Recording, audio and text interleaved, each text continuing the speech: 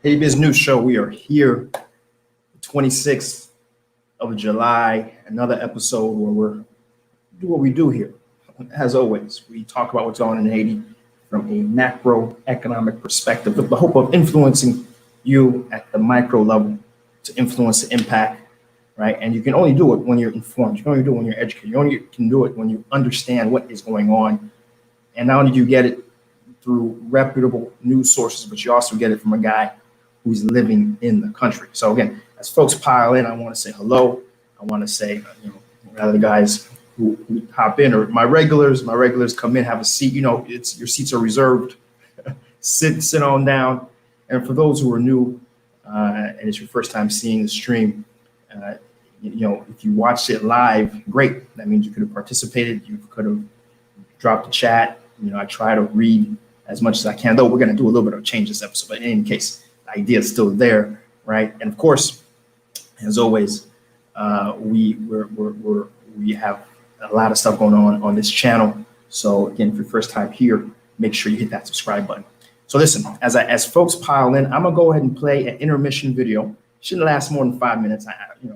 As I take care of some things in the background. It's a one-man crew here on Sundays. So let me go ahead and play that intermission video. In 5 minutes, we'll be right back, right? And we'll get the show started, try and get some stuff in the background going, get it, up to top-notch quality here. So bear with me. We'll be right back in 5 minutes to get the show started. You guys ready? All right, let me go hit that. All right, and we'll be right on back. Previous new show, it's Sundays weekly. It's going to be worth me driving an hour and a half or so to get over there from where I'm at here in Port-au-Prince. Listen, don't turn that down. We're only getting started. And hey, listen, this means a lot when I say it this time. Hey, Biz News Show. We are on Facebook, we're on YouTube, and we are on Instagram. You can always catch us 11 a.m. On Sundays. Oh my God, it's crazy. Weekly happenings, focused economically, focused on what has happened. Oh my gosh, it's Calvin Drake's production. And a big part of what we do here, of course, is the business show. I did not see and do not see any place online where folks can get CNBC, Bloomberg-like focus on what's going on at the macroeconomic level of Haiti. So this is what this program is here to do.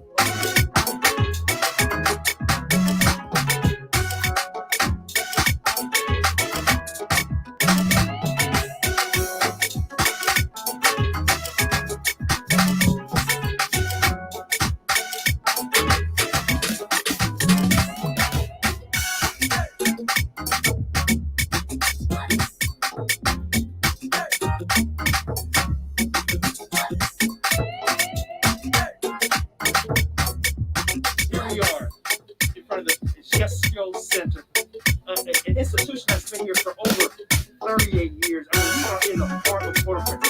But when I say Port-au-Prince, I mean literally across the street. It's Village de Jig, right? It's been making the news, the headlines, right, for all the wrong reasons. Just a little further up is City Soleil, and a little further down is Monetization. So what we're talking about is being a place that is a hotbed for activity, but also a hotbed for the needy, those who are in desperate fringes in a fringe country.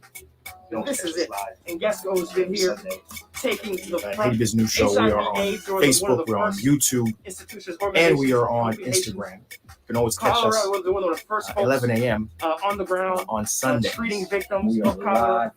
On air. After earthquake, this place was center number one focused for helping folks out and helping with their needs. And a big part of what we do here, of course, is Business Show. Currently, when it comes to COVID, do not see any place online where inside, and the treatment center is helping CNBC, Bloomberg-like focus on what's going on. Not only in Port-au-Prince, not only across the areas here, so this is what all over the country to do.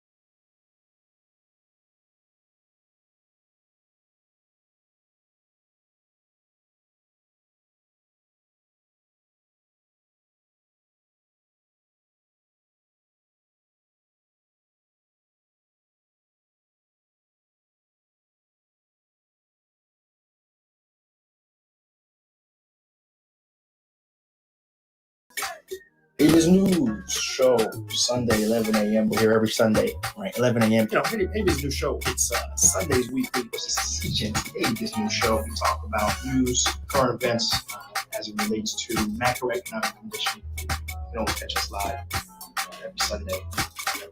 Haiti's News Show. We are on Facebook, we're on YouTube, and we are on Instagram. You can always catch us 11 a.m. On Sundays. We are live on air and talking weekly happenings, focused, economic, focused on what has happened in a dissected, unbiased, impartial way. And a big part of what we do here, of course, is the business show. So we're near the airport here, and right here you can see we're in front of Hospital Bernard is one of the premier hospitals in Haiti. Whenever the first stop before going to America is coming to Bernard. Now here's the thing: this hospital was built in 1994, a cornerstone and bedrock of legit science.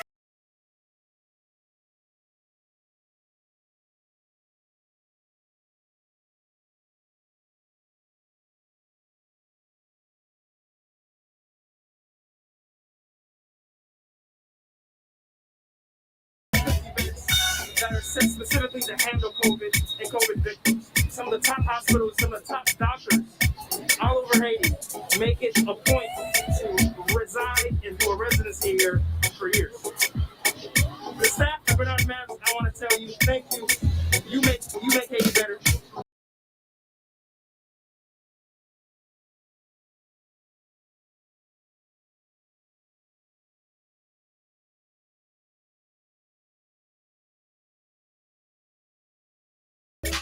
Haiti's News Show, Sunday, 11 a.m. We're here every Sunday, right? 11 a.m. Haiti's News Show. It's Sundays weekly. This is Seejeanty, Haiti's News Show. Here we are. We're ready to go. We're officially back. So how you guys doing? I'm very happy to have every single one of you who are here, right? I did see something about a background noise. Y'all let me know. If y'all hear anything funny on y'all side, y'all let me know. And I'll go ahead and tweak some things. I suspect I know the culprit, but y'all let me know if there's any funny sounds in the background. I had one person say something. But as folks pile in, I want to say hello, good morning. Today is 26th of July. We have so much to talk about today, as per usual, right? And of course, the idea of the show is, we're breaking down news. We're breaking down what's going on in Haiti. We're doing it. Oh, you can get playing. Do what's like there? Okay, we can fix that real quick.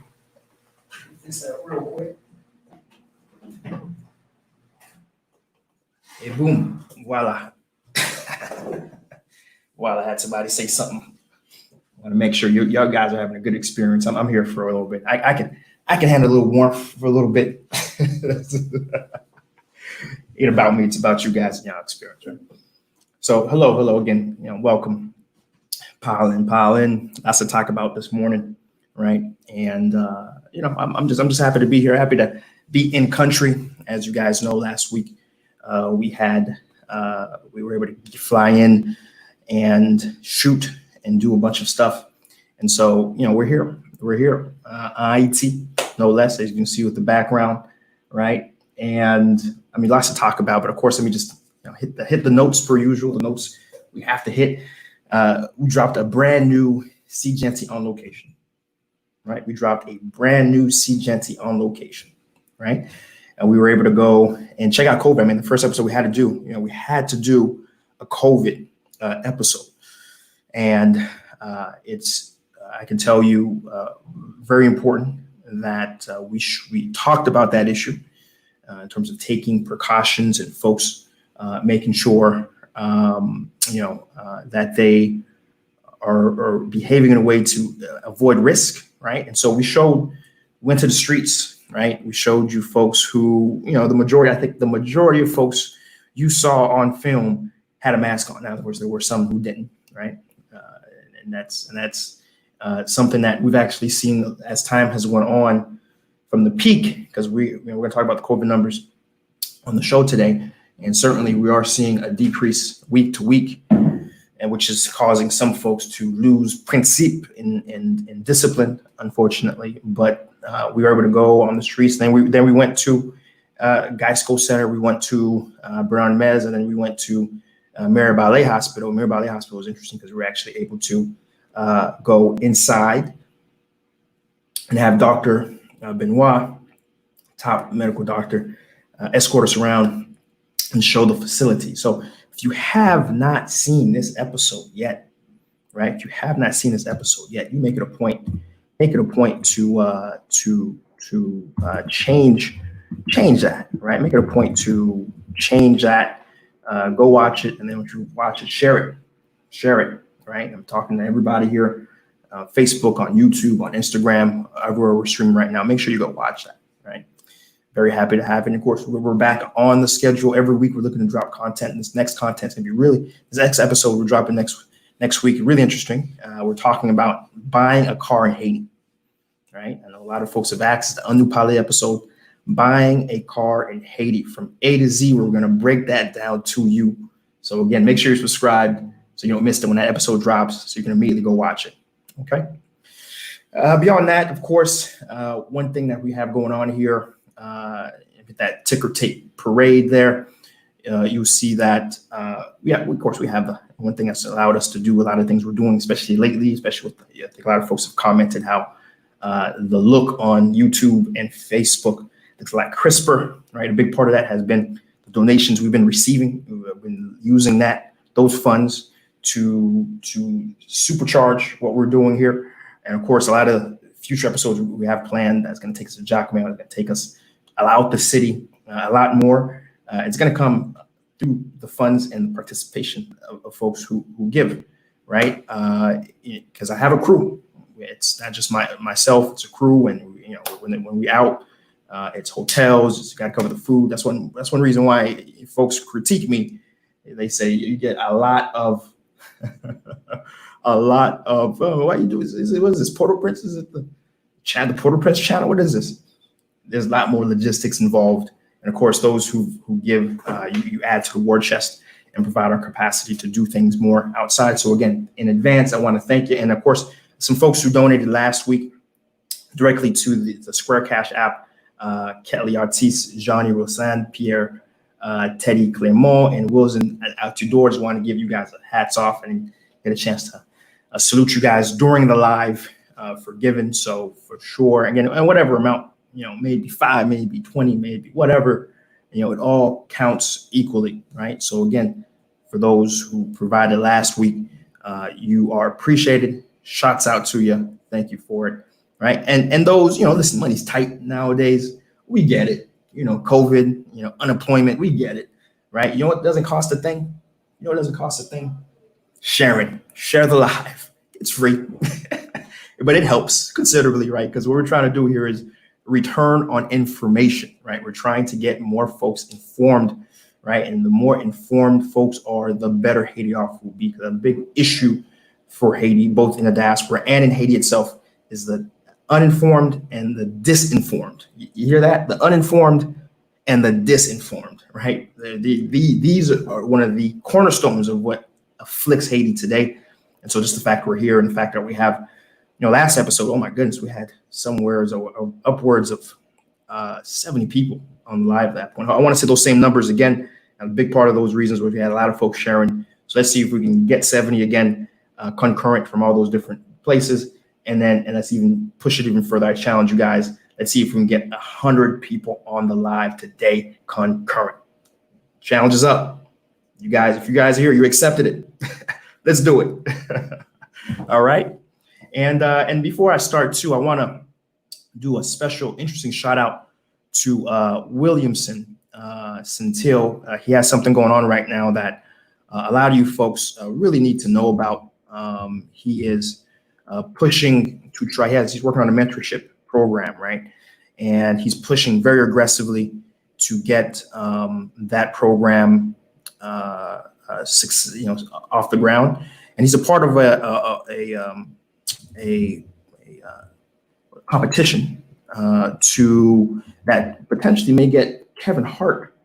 You hear me? Kevin Hart in the country, right? And on top of that, it'll help him with funding and visibility, and it would be massive if you guys could support that activity. And the way you do that is by going to vote. I'm gonna go ahead and drop that link in a second. But here's what I'm gonna try to do. I'm actually gonna allow Williamson to say it in his own words in a moment. I'm looking for that video, Williamson. I'm looking for it. Let's see if I can find it. I'm on your page right here. Okay, here we go. Here we go. Right here. Right. And then let me also get the link too before I play this video. Right. All right. Here we go. It's playing right here. Let me hit that. Hit that pause button real quick, and let me try to get it on the screen. Y'all bear with me here. I want you guys to see this, and then as soon as y'all see it, I want you to go just open up a tab on your phone. I want you to open up a tab on your browser, and then I want you to go and support this young man. So, guys, we've been in contact for a while, and he's the real deal. Since I've known him, he's been talking about this. He has not letting this go. He's a dog with a bone, viciously trying to improve Haiti as much as you and I and myself. And so here we go. I'm going to go ahead and I think the sound should be on. I suspect the sound should be on. So you guys should hear it. If you guys don't, y'all let me know, right? If you guys don't, you guys let me know. And I'll try to tinker with it a little bit to figure out. Actually, let me do something else. Let me do one more thing here just to get it a little more cleaner, a little more crisper. All right, full screen on that. All right. There we go. Oh, you guys can see it. Let's see. Let's remove that for a second.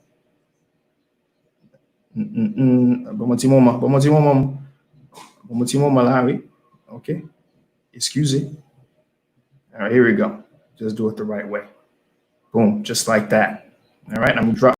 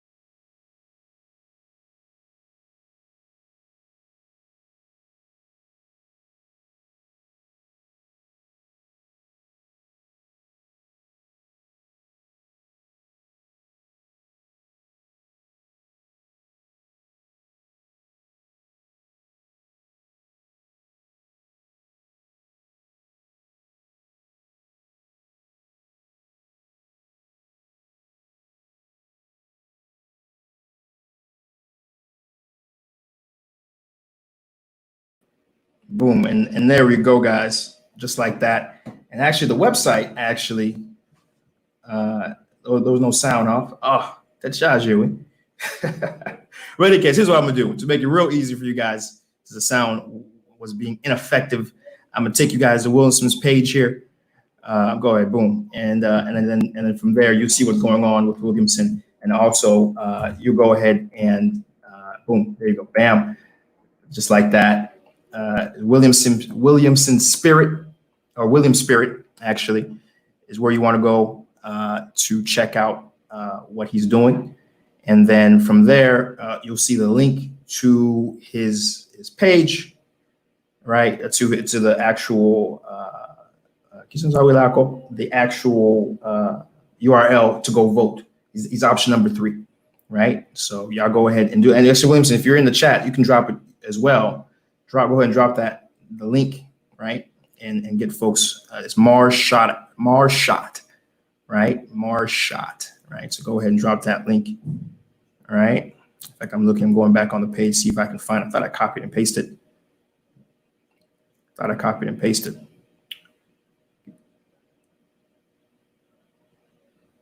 Mars Shot. Voila, many. There we go. Just got the link there. I'm trying to copy and paste it. There we go.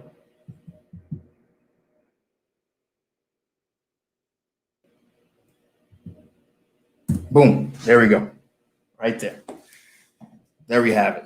All right. So again, if you haven't done it yet, make sure you go do it. He's option number 3. Let's show them what the UN Force is all about. Right. Okay. Godspeed, folks. You're challenged. You're challenged today. All right. All right. So that, let's see, what am I missing? Did I talk about anything else? Did I skip anything? I think I got everything. So let's talk about the headlines. What are we going to be talking about today? Right.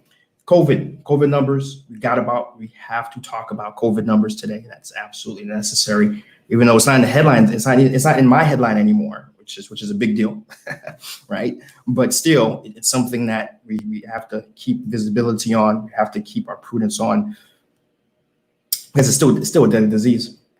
Nothing has changed. No vaccine has come about yet, right? And so we still have to take this thing very serious, right? Until we have a genuine solution to remove it from the ecosystem, right? Of course, afterwards, we're gonna, there's some interesting numbers around the GDP of the Caribbean and Latin America. The figures are in. It's not looking too good. So we're going to talk about that. Inflation numbers are in for Haiti, and we're looking at the worst inflation numbers in the past decades. You hear me? So we're going to talk about that for sure. The good, it continues its downward spiral. It's in a brand new milestone in the wrong direction. We're going to talk about that.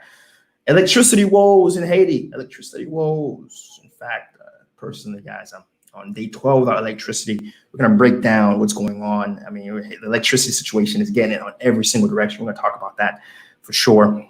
And also, there's some good news on the horizon as it relates to it, but it's on the horizon. We're going to talk about it. Education, some news from that front to talk about. And agricultural and environment. We're going to talk about those things as well today as it relates to some very disturbing things happening by some private actors as well on the environmental space as well. So lots to talk about today, as always, per usual, right? And so folks who are coming in, don't go anywhere. We have information to break down with you. Now, before I get started and jump into it, though I'm going to read every comment right now. Last episode, man, you guys were fantastic. I mean, last episode was interesting because we broke down the Haitian Penal Code, right? And that alone is a very divisive, and it's a very, lengthy subject. But nonetheless, we cannot do 3.5 hours on this live again. You hear me? Let's go to them. All right. So we're going to do something a little different this time. And actually, every time I pause to read a news story, I'll still try to go and read what's been dropped. But I'm going to pick two. I'm going to pick 2 comments to read out loud and engage and continue that piece of conversation, right? Because me reading everything, we might break another record, or we might be here for 4 hours today. So I think you guys can appreciate. Having a little more order in the live today. All right, but let's go through it. We got LM. What's up, man? Good morning. Good to see you. We got Certified Tees. Good. First time I'm seeing Certified Tees, I think. If it's your first time, for sure. 11 a.m. Sundays, we're here. Definitely hope to see you. Williamson, of course, we just chatted. Lone Wolf. I think I can fix the background issues. You let me know. Drop something in the chat. Let me know how the background issues are going. Shania Mill. Good morning. Good morning. How you doing? Right. My regular. Always happy to see you, Shania. Wake up, people. My guy, the conspiracy theorist, my guy. Happy to have you. Look forward to reading your colorful comments per usual. Wake up, people. Have to have you. France Camille, $. That's right.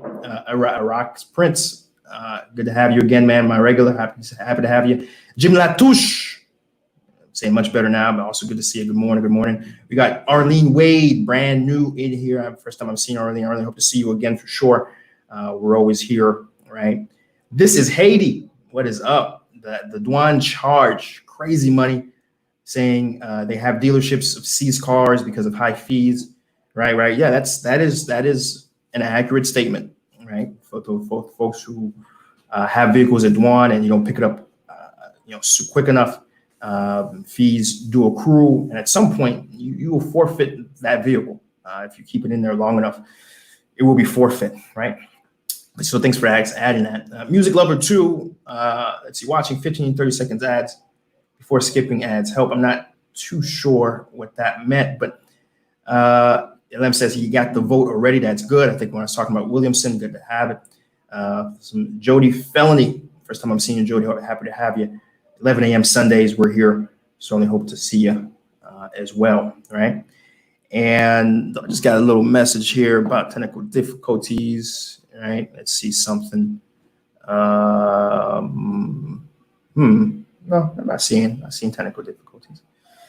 All right, so happy. Just you guys let me know if you guys can hear me, can see me, right? If things coming in clear, y'all let me know. Make sure, right? And we're going to talk about that. Wake up people's how much to ship a Jeep. We're going to talk about that in that episode, right? So make sure your notifications are on so you don't miss it, right? Okay. So let's jump into the first news story. The very first news story has to do with COVID, of course. Cases are up 22,868 active cases. We're down. That's down 200 from last week, by the way, right? So we're down 200 active cases from last week. Deaths 156, and that's 10 more than last week, right? 10 more than last week. But when you compare that, let's compare that to Dominican Republic, shall we? DR has 30,416, and that's up 7,000 active cases. And additionally, their death count is 1,036 versus 942. So they've had almost about 90 deaths, right?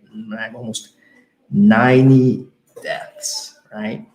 And so it is very disturbing, right? To have those numbers, and it's not a competition. It's not, woo, Haiti, in fact, a lot of folks who are in the industry, I know folks who are who are in hospitals, who are in industries related to death, for example, funeral directors, casket makers, who are telling me on the side, the amount of sales I'm doing right now is what I usually do in a month, in a week, right? And so there's certainly a disconnect between, what the active numbers are and what people on the ground are telling me, right? But as it stands right now, going by those numbers, we are seeing a decrease, right, in real terms, right? And that includes, and surprisingly, a lot of folks thought with the airports reopening, we would see another spike. And though it does take a while, it can take up to 2 weeks or so, but this is when we start to see that spike right now. We're not necessarily seeing it. So we hope these numbers can stay and continue to trend downward, right? And of course, those who saw the Haiti and COVID episode, Dr. Benoit was very clear. He's seeing something that confirms these numbers.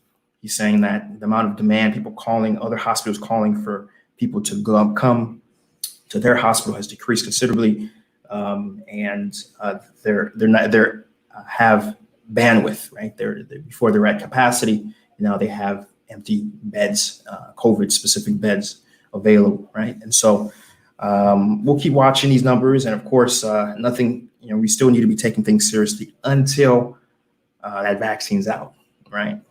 Right. So that's that news story, right? And let's see here. Music Lover says, let's see, if the YouTube channel is monetized, right? Economy cannot donate, watching ads. So we're still, unless, with YouTube, unless you're making getting 100,000 views per video, that doesn't matter, right? Unless you're making 100,000, a million views, unless you're Casey Neistat, right? Unless you're Logan Paul, right? Unless you're, one of those top tier, 100,000 views with millions of subscribers, you're not going to be making anything, even near what you can to support. But to be fair, I've never needed support, right? Just to be clear, I'm just shouting out those who recently decided to want to participate in what's going on here. And I want to give a shout out to those folks, right? And also make it easier for folks who want to participate and contribute to do so, right? Lucky for me, I'm in the country. I'm doing things out my own pocket. Everything you see here, there's no sponsor. There is no, behind the scenes person. It's all me, and it will continue to be all me because this is a I don't want to call it a passion project, but it's necessary, and someone has to do it. And to do it, you have to shout out your time. You have to shout out your money, right? Anybody can sit behind a keyboard, talk about the change Haiti needs, but at some point, you got to stop talking. At some point, you got to move to the country, open up businesses, and inform others that it's possible. And that's what I'm doing. That's why I'm here, right? And so, I mean, I don't want to say it like that, but I'm gonna say it like that.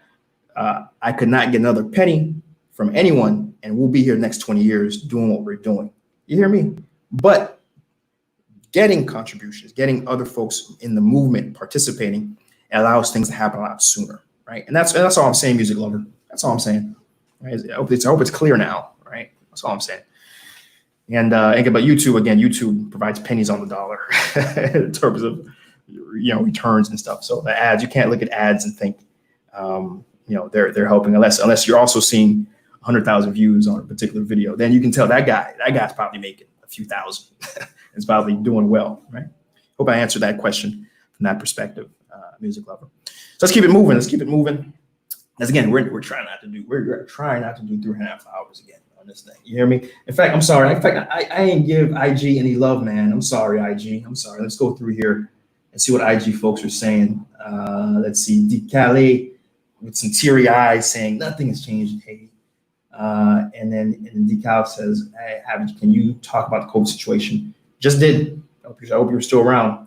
We just did, right? And also there's a video that we dropped that really allowed you, you see how things are in the streets, not just some guy in the office talking, right? I actually showed it to you. So go check out that video. It's on YouTube, Seejeanty. So definitely take a look at that, right? We have it's asking about, shipping cars and things of that sort. I'd certainly talk about that on that upcoming video. So make sure you're subscribed and make sure you don't miss that episode. All right. Okay. All right. IG's all caught up. All right. So GDP numbers are in, right? And it's not looking too good, right? This is from the UN Economic Commission for Latin America and the Caribbean. They're saying they're looking for the entire Caribbean, Latin America, specifically Latin America, looking at 9.1 decrease in GDP growth. I'm gonna say that again, 9.1 decrease. Holy cow, we're talking a 10% decrease in Latin American GDP. Whoa, wow, what? Yeah, I'm way, all that, but nothing to laugh about because because this means these are real jobs behind it. It's real people behind it, real. The degree of poverty going up behind it. That is not good. Specifically, let's look at the numbers, right? At a per country level, we have Venezuela at negative 26%. Remember, we talked about last week how Venezuela is, in fact, now the poorest country in the Western Hemisphere. That is no longer Haiti's title. As always, folks love to append the poorest country in the Western Hemisphere, right, to Haiti. That is no longer Haiti. That is Venezuela. Venezuela has, as we talked about last week, a poverty level equal to 80% of its population. I'll say it again, 80% of Venezuela's population is living under the poverty line, right? Living under the poverty line. It is very sad, especially given Venezuela's rich history, incredible natural resources that many factors have come together to have Venezuela be where it is. The economic embargo by the U.S., in addition to just simply poor management by Venezuela's government, combined together to have Venezuela be where it is. And again, Venezuela, particularly, very sad because Venezuela is one of the few countries that really have a lot of respect for Haiti. In fact, they celebrate or at least acknowledge many of our holidays like Toussaint Louverture's birthday or independence, very often their leaders will come on television and give Haiti a shout out. I don't know of any other country that gives Haiti specific shout outs on our holidays. And so it's very heartbreaking to see what's happening there personally. Peru, negative 13%. Argentina, negative 10.5%. Brazil, negative 9.2%.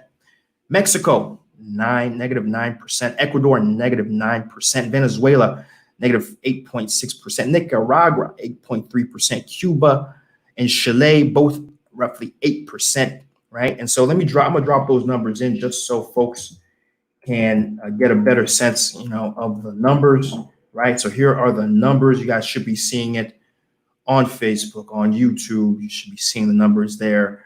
I just dropped in the chat on Facebook and on YouTube, and you can see the numbers are stark. The numbers are very bad. And again, this is for expected next year. And when we look at the Caribbean, we're seeing negative 6.5%. We're seeing Honduras at negative 6.1%. We're seeing Costa Rica at negative 5.6%. We're seeing Colombia actually was negative 5.6%. Costa Rica is negative 5.5%. Not a big difference there, obviously, right?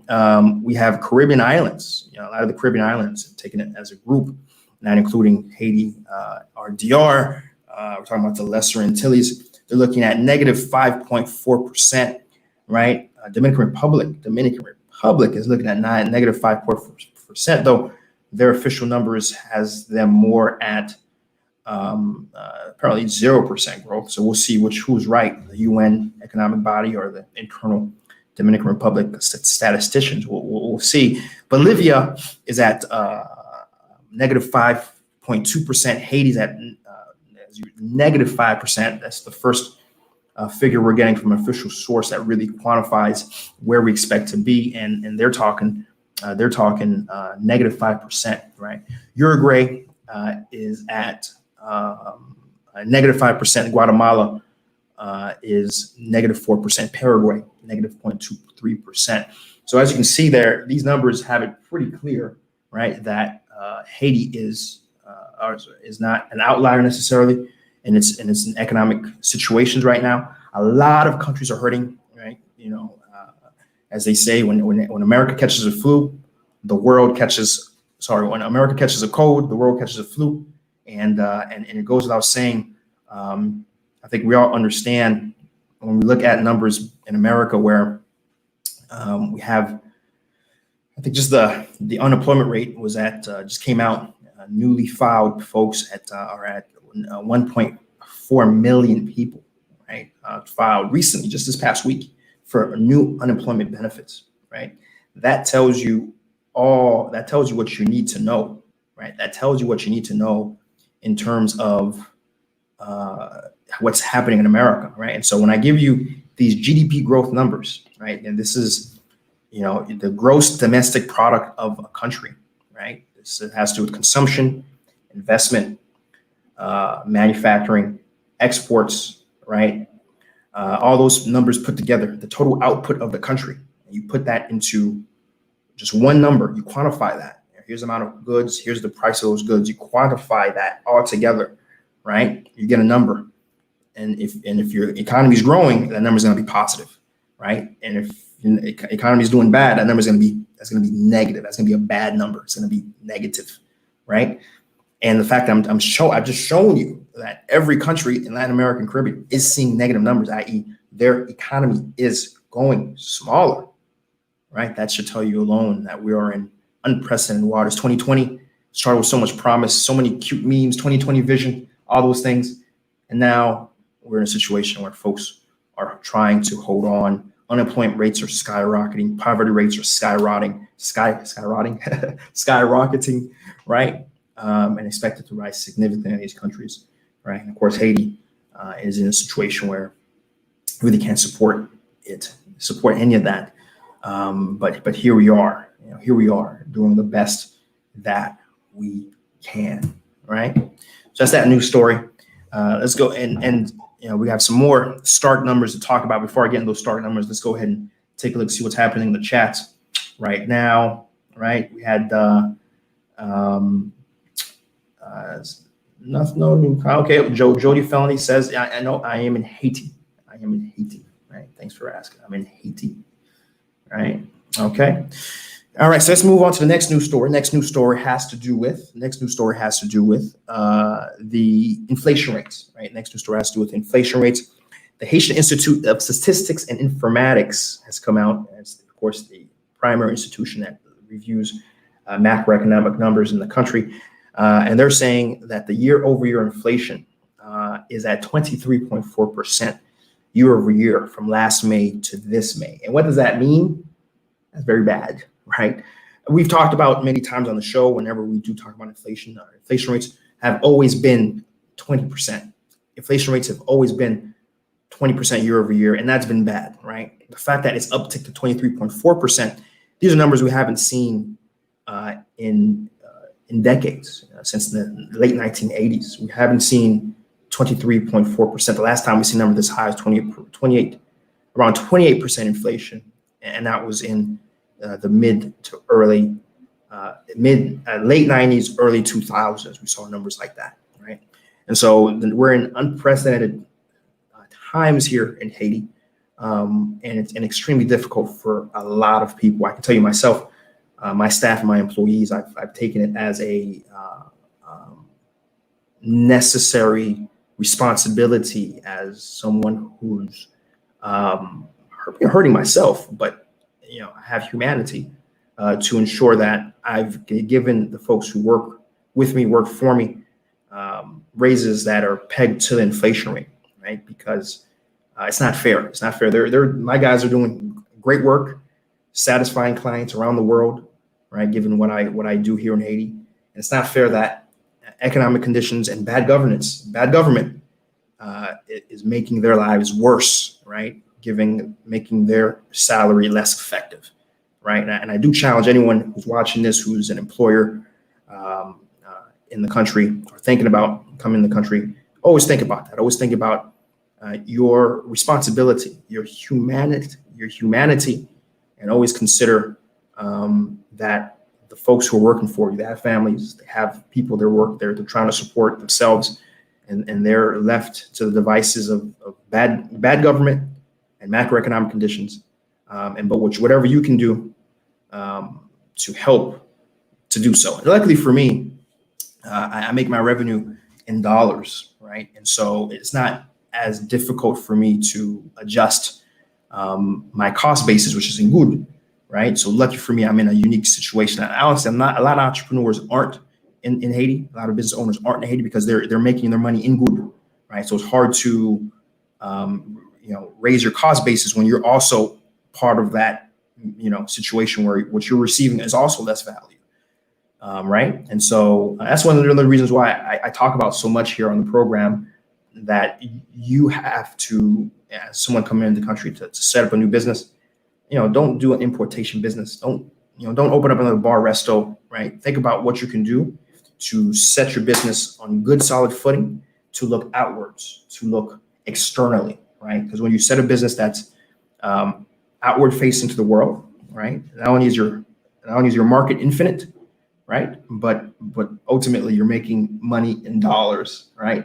And when you make money in dollars, it gives you a lot more flexibility to especially do the right thing, right?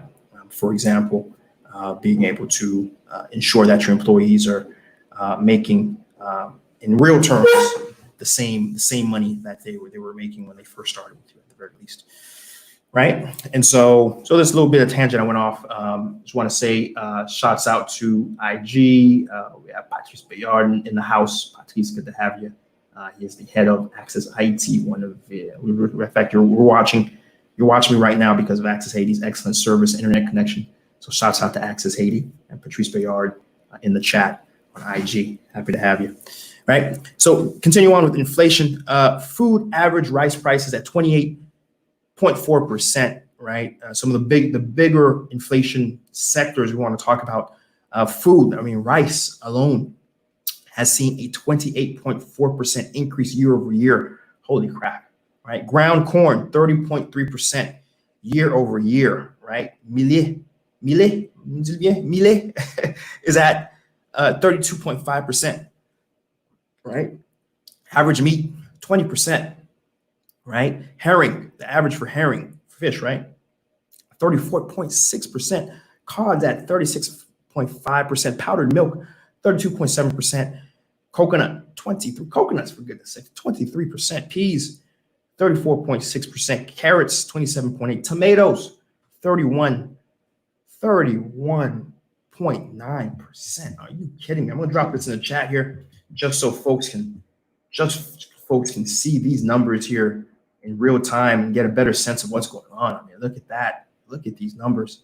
I mean, again, we're talking about, actually what's funny, the Mama Serras and the street merchants are in a little better position than a lot of the more traditional middle-class jobs and workers. And for example, manufacturer, like people working in the manufacturing district, for example, their wage is fixed, right? Their wage is fixed. Their wage is going nowhere, right? For a lot of these guys, right? Unless the government comes in and forces, their employers to raise income, they're not going to, right? And so they're getting their same checks that they always get, which is a little bit marginal to begin with. And then they're going into markets where from last year to this year, again, they're seeing 28.4% increase in the price of rice. Are you kidding me? Right? We're not even done yet. Like, for example, energy, propane gas and shark oil has gone up. I'm dropping in the chat here. I'm a strap drop in the chat here. We're seeing a 40% increase for propane gas and a 34.9% increase in shark oil, right? Charbon. Those who in Haiti know what I'm talking about. They know why I'm saying it like that, right? 34.9% increase, right? And that's again how you burn. 90% of Haitians utilize charcoal to make and cook their foods and produce it, produce everything, commercial, and it's up 34.9%, right? And we're going to grab some more numbers here. For example, just regular furniture, household items, right? Take a look at this. Take a look at that. Furniture, household items, right? We're looking at 23.4%, right? For bed linen. Inverters, which is absolutely crucial in this country, to be able to get electricity. The reason I'm talking to you right now is I have a solar panel inverter battery setup, right? Otherwise, I'd be royally screwed because I've got 12 days of electricity. We're going to talk about that in a second, right? It's up to 29.6%. If we talk about, health, right? We talk about health. We're looking at for medicine this year over last year, we're looking at 48.1% increase in the price of medicine. I'm gonna say that again. That's just about 50%. Between last May and this May, we've seen a almost 50% increase in the cost of medicine. We're talking about medicine here, right? The stuff you take, otherwise you die. That thing, it's up to 50% in Haiti right now, right? And last thing we'll bring on the table is restaurant prices. I'm dropping all this. Everything I mentioned, by the way, if you guys in YouTube and IG, I'm dropping these numbers in chat so you guys can see. Because one thing to say the numbers, another thing to see the numbers. We're looking at a 25.6% increase in the cost of a meal. Now, you go to a restaurant, it's going to cost you 25.6% more money than it did the year before. Right? Economic situations is dire in the country, right? Absolutely dire in the country. Let me take a quick pause here before I move on to the next news story. Let's see if I can grab 2 comments in the chat and address those 2 comments. Let's see what folks are saying, right? Let's see. We got Tamara Jimenez. Hey, good to have you, Tamara. Always happy to have you in the chat. What's up? Right? Let's see. T Shelly 79. The best way to learn about what I'm doing is subscribe. Subscribe to the YouTube channel. Just hit that big red button, hit that notification, and that's the best way. Just subscribe, and you'll learn more about everything that's going on in Haiti, and everything I'm doing to be a part of it. Just subscribe, right? Let's see what else we got going on. Who else is saying something engaging, asking a tough question? Dex says, would you consider starting a tour guide company in Haiti which comes with options of lodging, transportation from to and from airport. I wouldn't, because I'm not interested in becoming a tour operator. I didn't come in the country to become a tourist person. I'll be honest with you. I came in the country to be a man of industry. There's a lot of other industry lines that I'm currently in, and I'm looking to expand in. And I'm much more. Listen, I'll be honest with you. I've never heard of someone who's become a multimillionaire being a tour operator.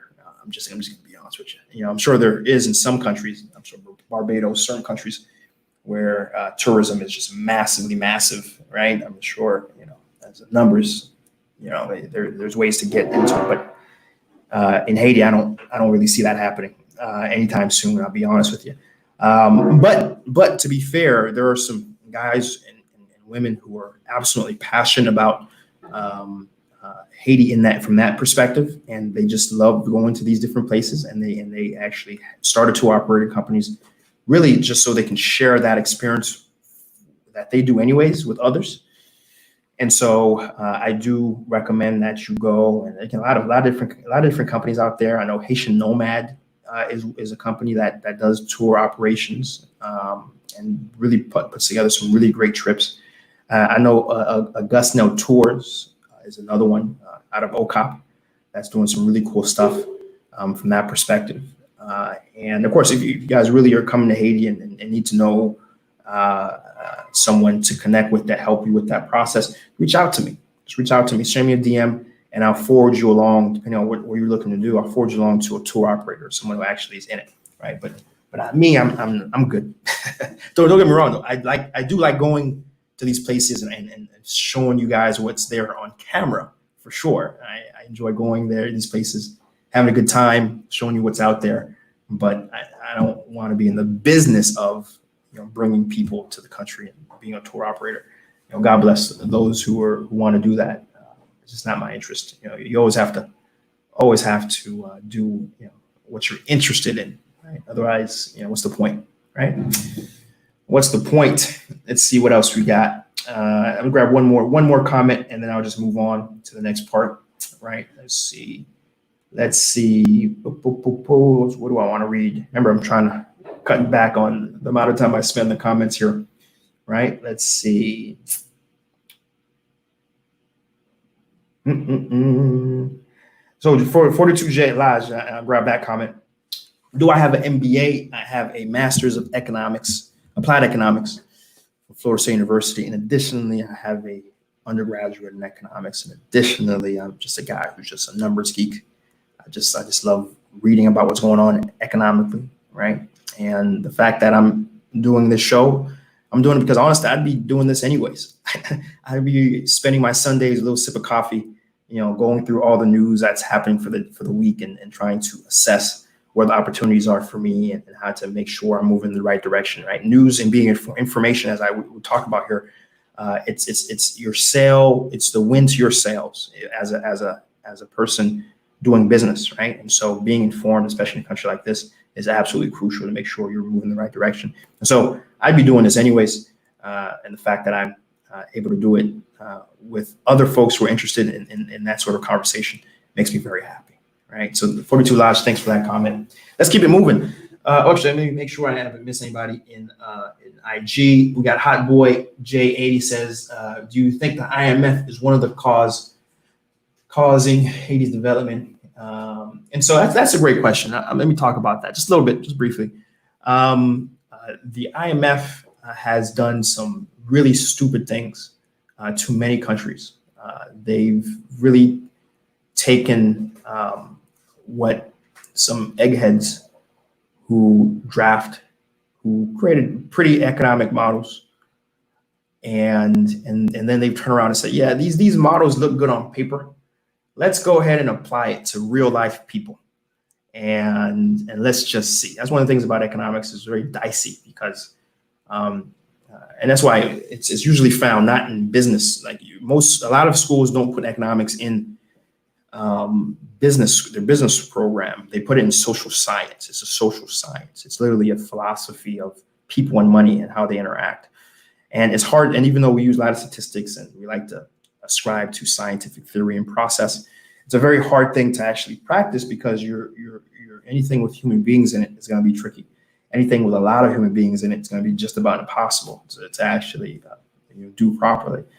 And so, the IMF has really done things that, well, we have this theory, we have this idea.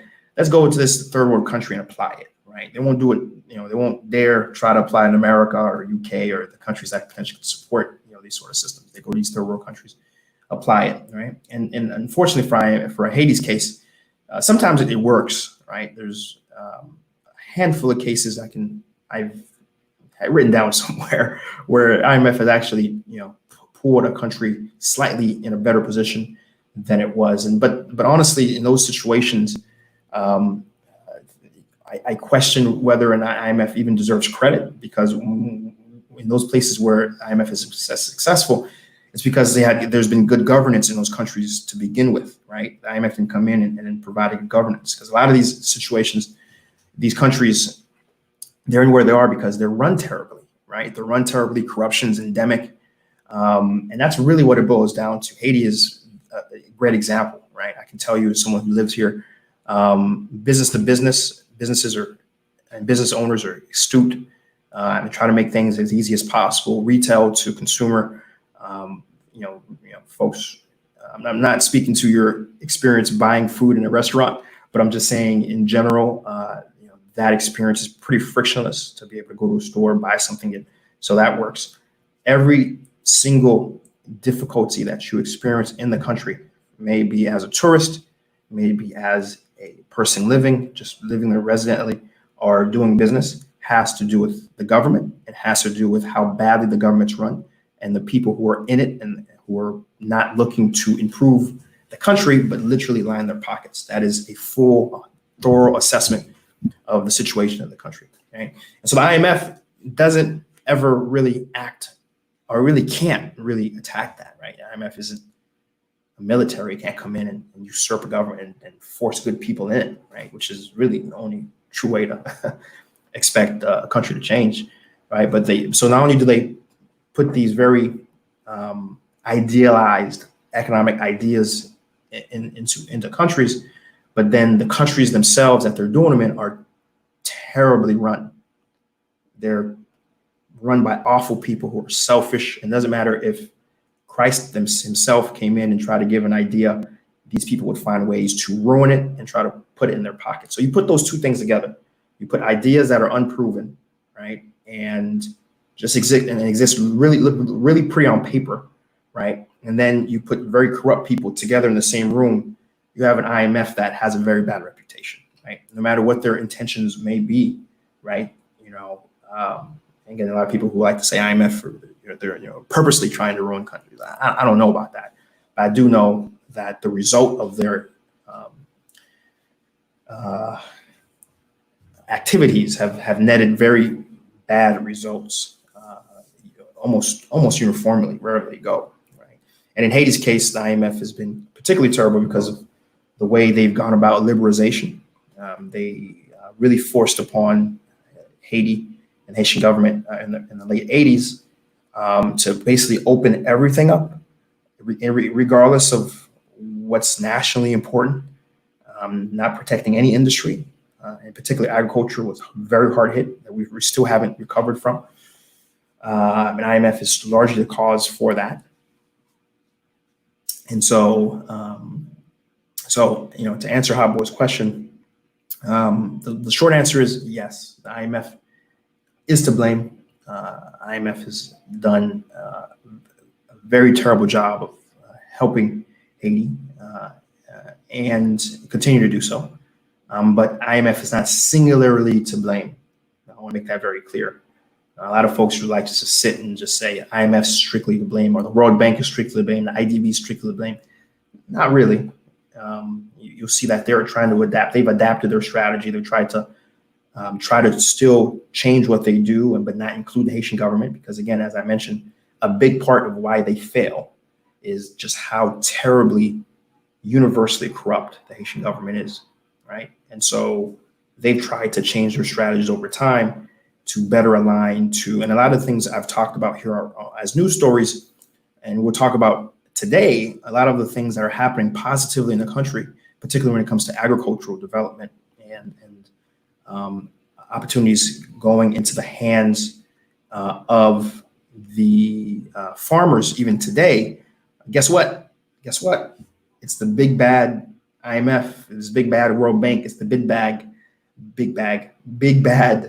IDB. They're the ones who are actually financing a lot of these very necessary projects that are happening right now in the country, right? So as much as it's very convenient and nice to paint a very one color story of, these international bodies want to destroy Haiti. Well, actually, right now, today, on July 26th, right now, they're the only ones doing real substantive work in the country, and the Haitian government is doing nothing, and more than nothing, the Haitian government continues to be the source of many of the ills and pains that exist even today, right? And so, again, we try to be fair and balanced here on the channel, look at things holistically, right? And of course, we're here because of the sum of bad decisions, right? And so certainly, they're not off the hook. World Bank, IDB, IMF have done some terrible things that led us to where we are today. They're not off the hook. But when you ask yourself, what is being done today, it's only those guys are the ones who are doing, things that we know need to be done, right?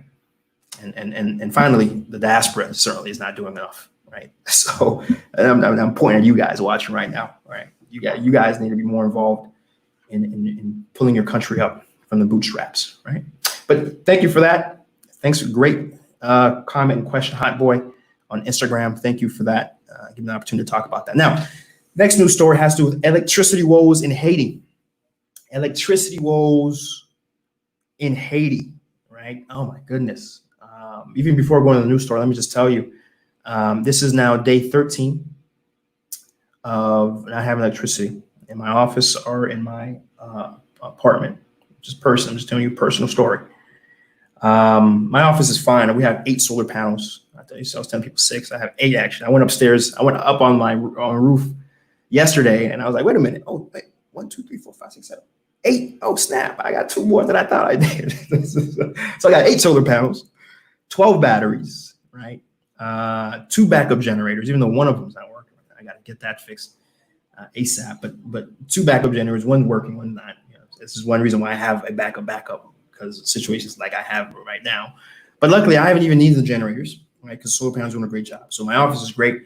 And I just had to shell out quite a bit of money. I'm going to say it again, quite a bit of money to get the materials for my apartment, because it's ridiculous right now to go home, even though I'm in my office from 7 to 11 every day, chipping away. So I literally just use my apartment just as a bed to sleep, and I wake up, and Haiti is 6 o'clock, it's daylight, and I'm right back in it. But nonetheless, it's there's a lot of little things that are electricity not having. It's important to have, right? Like a refrigerator in your apartment so you can get cold water when you get home, right? And a lot of little small things. Right. And so, that is something that I just wanted to share really quick personally, in terms of what's going on in Haiti right now, because it's very easy to read news headlines, news stories, and not realize there's real people behind it, real people being affected. Right. But here's the news story. Where to start? Number one, diesel shortage. 2 weeks in the country. And diesel has been hard to find. Now, diesel in particular is important to share because diesel is one of the primary ways everyone from retail stores, from commercial offices, in industry, they all have their own generators and power plants. And without diesel, they can operate, right? Because they're not even on EDH. So these blackout issues really has nothing to do with them. Right, but diesel does, and a lot of transportation, agriculture, movement, everything connected to diesel, and not having diesel in the country is a pretty big deal, right? And gasoline affects people directly, like the Haitian PEP and their transportation needs. They're the taps run on gasoline, but everything else runs on diesel, right? And so not having diesel is a big deal. And one of the reasons why diesel has been in a shortage because At some point, I didn't even realize this. At some point, BMPOD, the Haitian government body that handles actually technically domestic aid and foreign aid, but they also somehow they worked under Preval to be the national entity and body that buys all petrol products for the state of Haiti. And for folks to understand how that came about, just real short of it is the Venezuela Petrocaribe deal, the treaty that allowed Haiti to participate, required that it go to the state. The state is the one buying and not private actors. And so up until that point, it was private distributors could buy their own oil in the free market. And Preval changed that, just to be clear, right? Just so you guys know the history behind that. Now, mid to late last year, BMPOD actually stopped for a while being the main distributor in chief, and allowed the private distribution companies to be able to purchase directly in the open market, right? But then at some point they reversed that course, and now all distributors in the country have to purchase from BMPOD again, right? And so the issues we're seeing right now with the diesel has been just BMPOD mismanaging, when orders should come and just the entire process, right? So already in my first news story, I've told you about the government messing things up. Follow me? Let's go to the second news story related to the electricity woes in the country. A $100 million restoration project has failed to keep 2 of the 3 Pellegrini hydroelectric power plant turbines in operation. Let's talk about that, right? So IDB paid I want to say a Belgian firm. Yeah, I can feel free and correct me if I'm wrong. A Belgian firm, $100 million to. Oh, we're going to be offline on Instagram. Oh, we're already offline on Instagram. Let me boot it back up. Let me boot it back up here. Let me boot it back up and get that going. Oof, terrible looking thumbnails. Okay, there we go. All right, just bear with me, guys. We're rebooting up Instagram. We'll get right back into it here in just a minute. Boom. Bam. Live. All right, let's pin that comment up. Boom. Pin it. Bam. Pin it. Boom. All right, we're back. Right? And so they say that they put in brand new turbines in. That's what they said. They put brand new turbines in, 500 million left. And it wasn't just a few months into it, the turbines broke. The Haitian government says the turbines that were put in there were secondhand remade engines, right? And they're furious with IDB and they're furious with the firm that installed the new turbines, because a big part of Haiti's electricity, Port-au-Prince's electricity, is the turbines, is electricity from the hydroelectric power plant, right? So that's one side of the story. The other side of the story is the company says, "What are you talking about? First off, we got receipts. We can show you that. We gave you new turbines. Second off, your mismanagement is what happened, right? You allowed bottom layer water to enter the turbines and gunk them up, and now it's you guys who are to blame, not us, right? You guys mismanaged how to run the turbines. If it was gunk coming in, you should have stopped it. Should have filtered that water out, right? There's process in place, right? And then run the turbines again. It's not on us, right? So this is the second news story where the underlying corporate is poor management from the Haitian government, right? Bear in mind, next news story, and electricity woes continue. Remember that King Moise, we call him King Moise because he's ruled by decree. There's no parliament. He can do whatever he wants, right? King Moise took over a lot of the private electricity producers in the country, right? Verex, Seejeanty, E-Power, Hytrek, they were all running, in effect, what was government facilities, but they had contracts to run these facilities and sell electricity to the state, right? And the funds they were using were to then operate and ensure that these plants were running, right? There were a big disagreement for a long time. Why? Because the amount of money they felt they were paying was usury. Were way too high, right? They felt that Preval put in a contract that benefited him, benefited his wife, benefited a few people, top name families, but did not help the state. So King Moise, in all his wisdom, pushing for 24/7 electricity, took over the power plants, right? Took over the power plants. So you know what? We're whatever contract. Well, to be fair, the contracts had formally already ended. They were just kind of running on the same terms of the contracts, right? They said, we're not even going to. It's not about renewing one. We want to take them over. We're tired of you guys paying you guys, and we're going to run it. It hasn't been a year. None of these engines, none of these private, now public facilities are working. Why? They are gunked up and broken. Why? Government says, well, they put secondhand turbines in there. Notice they like using this excuse. They like using this call. They put in bad turbines. Okay. On the other side of the fence, they're saying we got receipts. We can show you that we bought them brand new. What you guys did, and they've even some of the engineers on the government side have openly said that they put in the wrong fuel type. They put in the wrong fuel type into these massive megawatt, heavy fuel diesel. It's beyond diesel. Heavy fuel.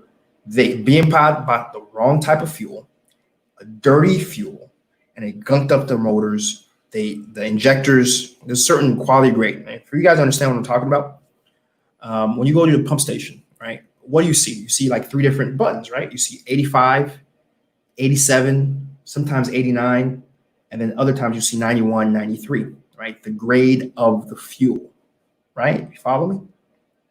Follow me so far?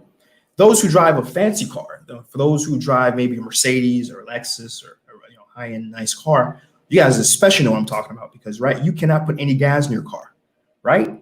Especially those who drive high octane turbo, cars. You can't put any fuel in your car, right? You have to put 93 or 91 because what happens when you put in a lower grade, right? It won't necessarily break your engine, but what's going to happen is it's going to drive different, right? Because the fuel injectors, they operate on certain assumptions of the fuel quality, right? And if you put the wrong quality in, it's going to inject at the wrong time, and it's going to cause some bad things to happen, right? It's going to cause some of the oh my God, I'm forgetting the name. The things that go up and down. You guys, there's a mechanic in my chat that's going to help me, right? It misfires and it causes bad things to happen, like really, really bad things to happen, right? And in the case of a large megawatt facility, it can straight up break the engine, right? And that's what happened. They put the wrong grade pistons. Thank you, Certified Tees. Certified Tees came to the rescue. Pistons, right?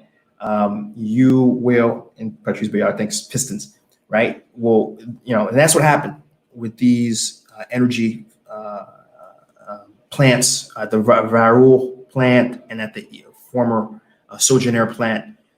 They put the wrong fuel in and now they're broken, right? So that's the third instance. I've told you that the government has done a poor job managing its assets, especially as it relates to electricity. And now we are in the situation that we're in. Now, the fourth one, this one takes the cake. You guys ready for this? Okay, here we go. So the fourth situation that's afflicting Haiti's electricity situation right now, why we're going on day 12 here in my neck of the woods here in Petronville with no power, has to do with EDH was on strike. For those who don't know what EDH is the state power. It's like the FPNL for those who are in Florida, FPNL. I'm not sure what you guys have in New York, right? In New York, you guys have a main electricity provider there. Every place has their own electricity provider. right? That's what EDH is, Electricité de Haiti, right?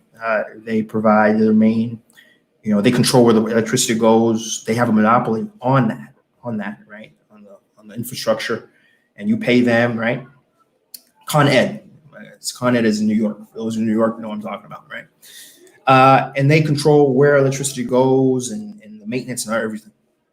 So for the past 3 weeks, they were on strike, right? I mean, that more than strike. They literally barricaded the main office / station, and no one could come in or out. No one could come in or out. You hear me? No one could come in or out, right? And they did not touch the control panels to allow electricity to go in any particular direction, right? Why? You may be asking, why is that, right? The reason why is that there's a new director for EDH, and they weren't happy. They weren't happy with the imposition of this new EDH director, right? Now, I've done a lot of research. I've tried to look at verifiable. I've heard things, but I like to go to verifiable sources on why a particular person isn't liked. I haven't been able to find a specific reason why this person isn't liked. I don't understand it. I don't know, right? And it doesn't add up. It doesn't make sense, right? Follow me? So that's the situation where we're in right now, where we literally have EDH totally inoperable and causing issues, right? Now,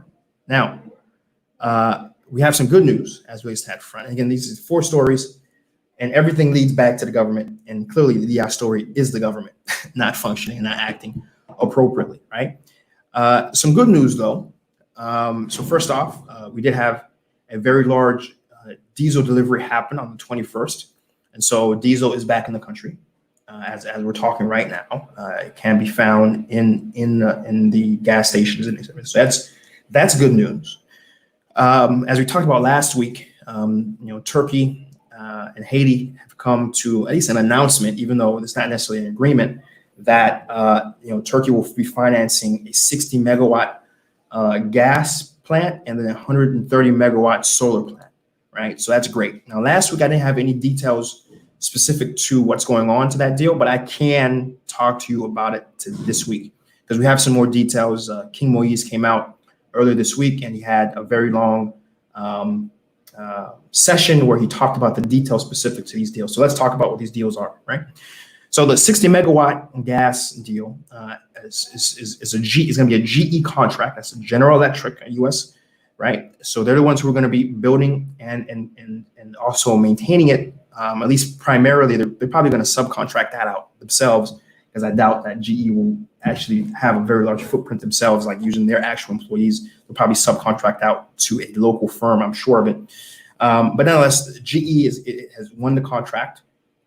We haven't gotten the details specific to the value of that contract yet. It's currently being reviewed by there's a particular regulator that reviews all contracts signed by the state, right? And so within about 15 weeks, we should hear a little more about those details, right? But the gas power plant, 60 megawatt gas power plant, is going to be in the north of Haiti, right? It's targeted to be in the north of Haiti, around, we're talking about Okap and that whole, or to the north. The second power deal, the 130 megawatt solar panels. Now, first off, it's not a single plant. Just to be clear, it's not a single plant, right? It's a spread of different solar panel plants that are going to be placed near the place of use, right? So what does that mean? We have Port-au-Prince is going to get 50 megawatts. It's going to create a 50 megawatt solar panel farm. Cap-Haïtien also is going to get a little piece of this too. They're going to get 20 megawatts, right? Gonaïve is going to get 20 megawatts. Port-au-Prince and Jacmel is going to get 10 megawatts each. Jérémie is going to get 5 megawatts solar panel farm. And then 50 megawatts, the remaining 50 megawatts are going to be in just very small, like single megawatt, half a megawatt farms for these little smaller villages that exist all across the country, but in particular around Nipez is looking to get a good chunk of those 15. Okay, so that is important to know. By the way, the value of this contract, the sum total is $65 million. $65 million to create these solar farms across the country, right? And then finally, we're looking. He announced this. I still look very aggressively for details here, and nothing's verified. I'm hearing things. I don't report anything unless it's verifiable. All I know for sure right now is King Moise has come in and said that two electricity ships. I'm saying it again. I said it right. Electricity ships are going to be coming to Haiti. One's going to be able to produce 79 megawatts for Port-au-Prince, and another is going to be producing 36 megawatts for Cap-Haïtien, right? And that's all we know for now. We don't know when it's coming. We don't know really who is the owners of those ships for sure. I've heard Turkey, I've heard Britain, I've heard a few different places. And I just hope that certainly it's not the Haitian government running these things, because they've proven thus far they don't have a good track record of being able to run these sort of projects, right? And then finally, of course, for EDH that I mentioned, that they're on strike and they barricaded the central station. The police have actually a few days ago broke through the blockade, and the police have retaken control over the central ADI station, which is great news, but they still don't have anyone to be able to operate the station, because everyone who's been trained and can know how to operate it is on strike right now. So and or is in the process of being fired, right? And so that's where we are, but at least they have control. The state has control over the EDH plant, which is good, I suppose, right? So that's the electricity situation in Haiti. It's not good, and it's not going to be good for a long time. And I think it goes without saying. I don't need to say it, guys. You have a guy who for months who said, in 24 months we'll have 24/7 electricity. Every person in the country will have electricity or access to electricity. But as we stand here today, I've been in the country for 3.5 years now.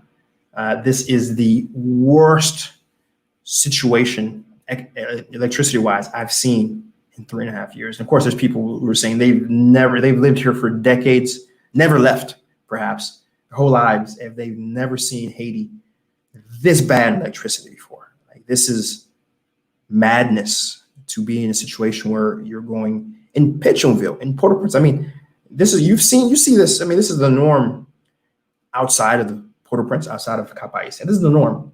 You go weeks, months without ever getting a drop of electricity. It's the norm.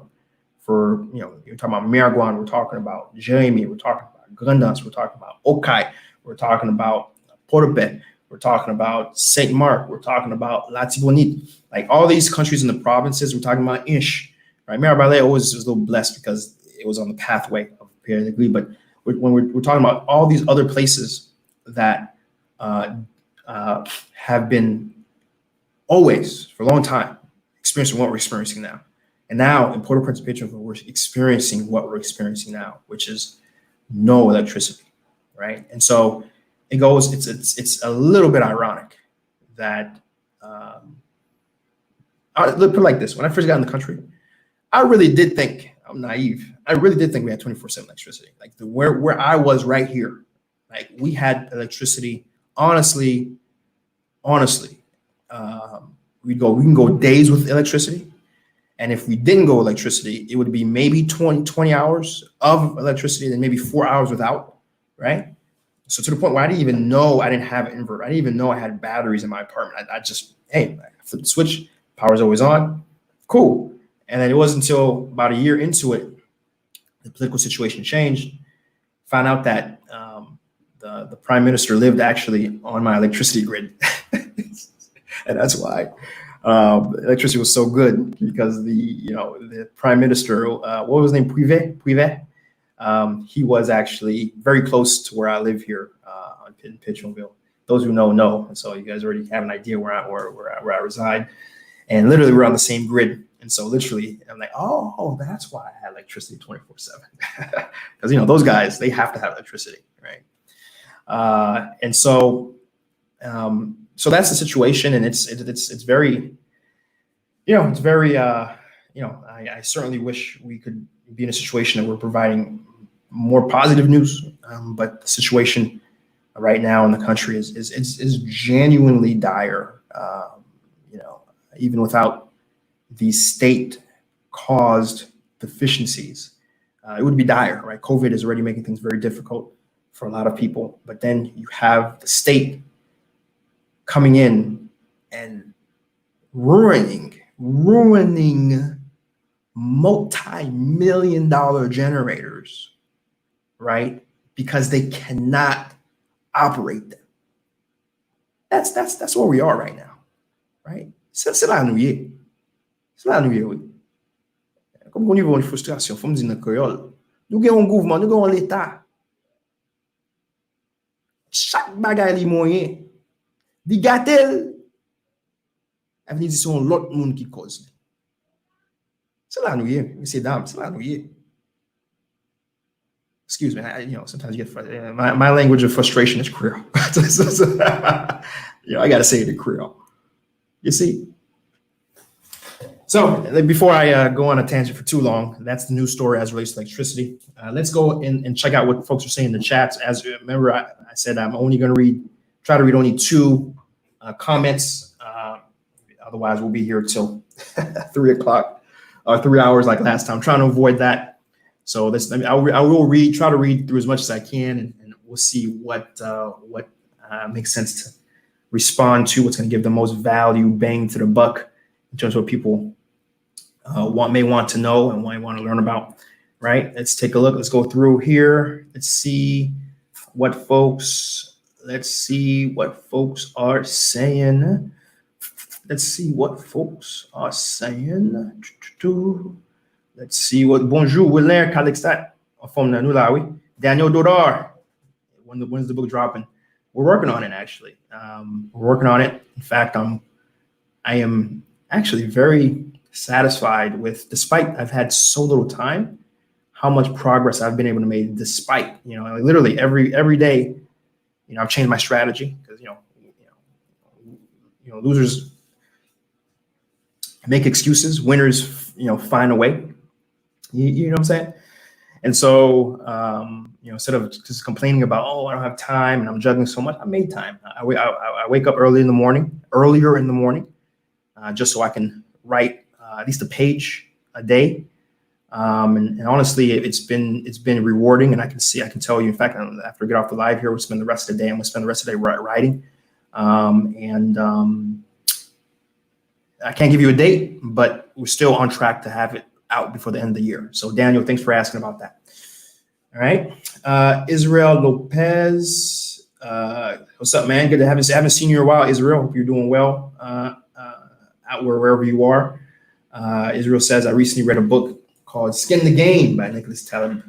I learned how pure academia fails economies. That is, very familiar with Taleb. Taleb is an interesting character. He has a few different books. That first book he did on the tail end events not being taken seriously enough, despite the massive economic impact that can have.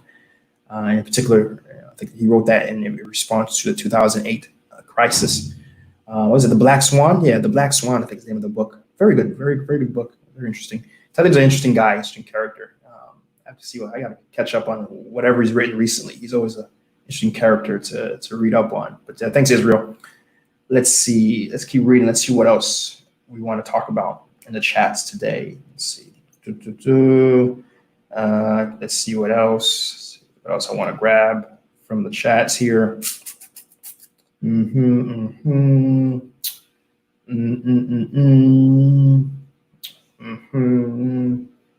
See if there's something I want to grab. See if anything I want to grab. Just going through the chats. I'm reading. I'm reading everything. So do type. I do want you guys to type. Definitely type. Because it is read. I'm just trying to figure out what I want to actually talk on air about. Let's see. We got Regine Barjon in the house. Good to see you, Regine. I was happy to have you. Right. Let's see. Regine says, who's making the decisions? I think when I was splitting up, what's getting what, Jacmel already has the capacity to produce 100 megawatts of its own wind power per multiple studies, right? So yeah, I mean, if they, this is for solar panels, right? And so certainly, if they should, I would hope their next project maybe would be a wind turbine, right? But this is strictly for the solar panel project. But you're right.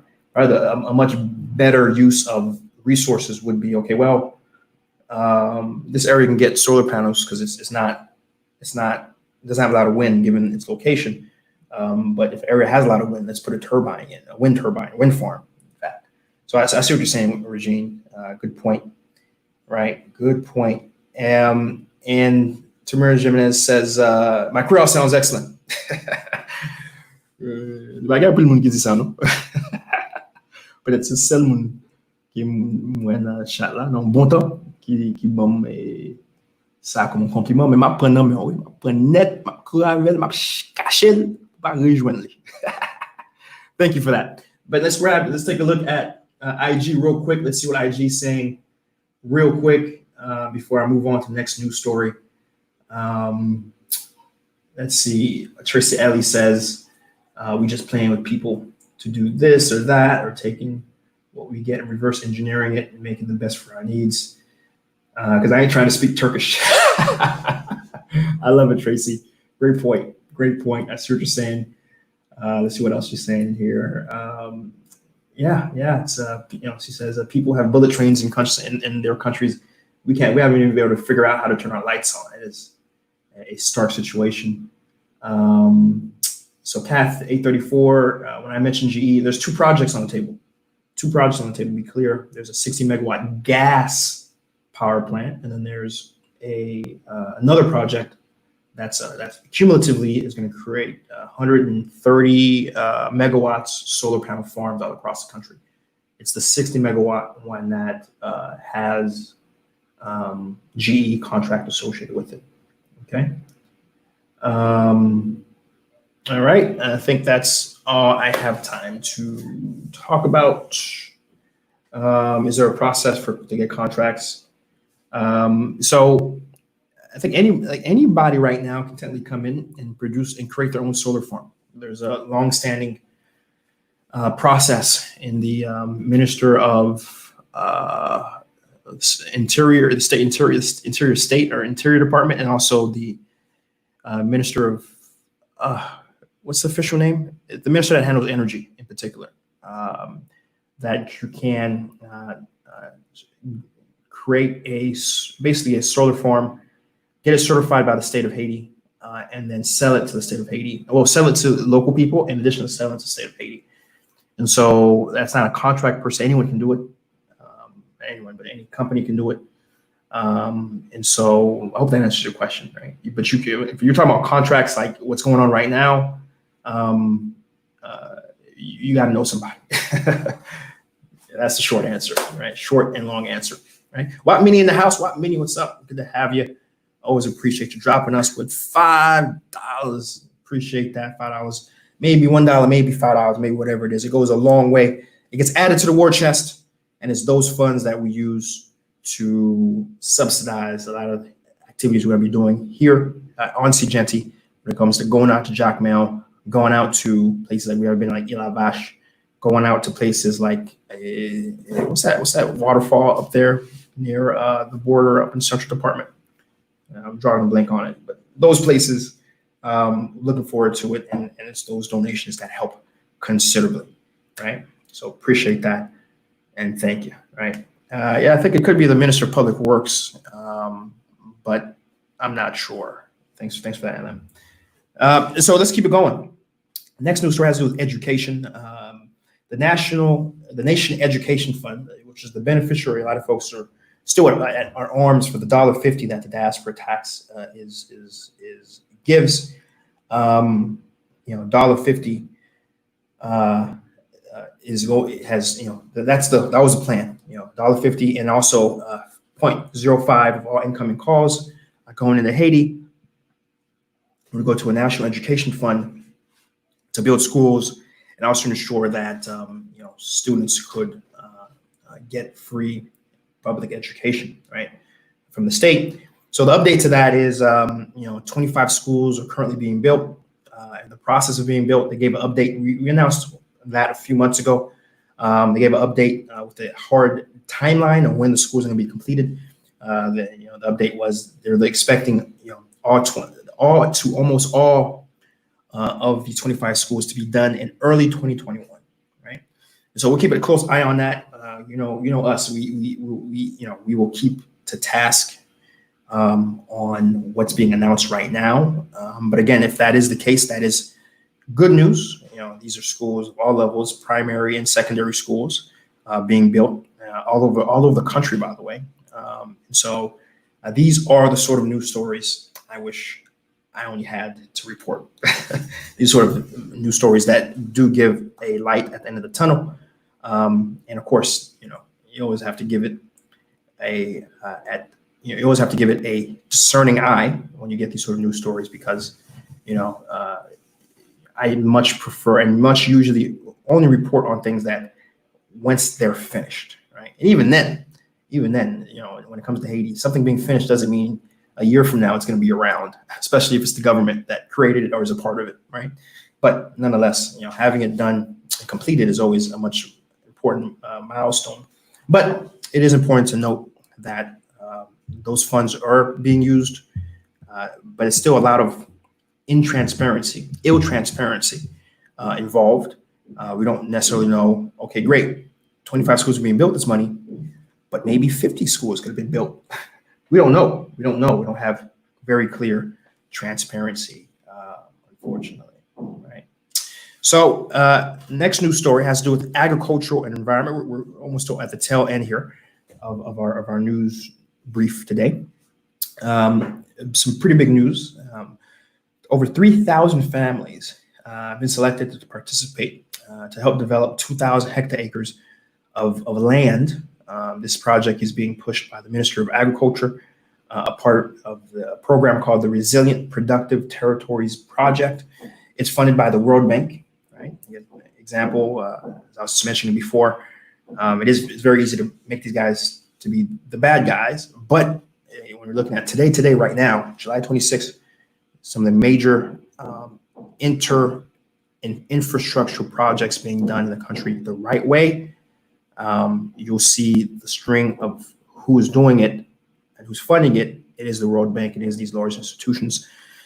And what this really means, we're looking at, this is really concentrated in Nipé's department. This is the immediately southeast of Port-au-Prince, in the West Department.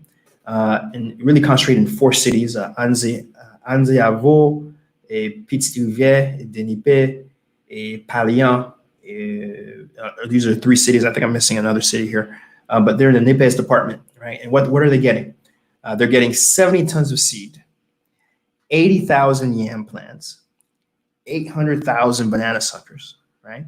2.7 million cassava and sweet potato cuttings. And again, these things you can just, as soon as you stick them in the dirt, they start growing, right? And 3 tons of seeds for market gardens, right?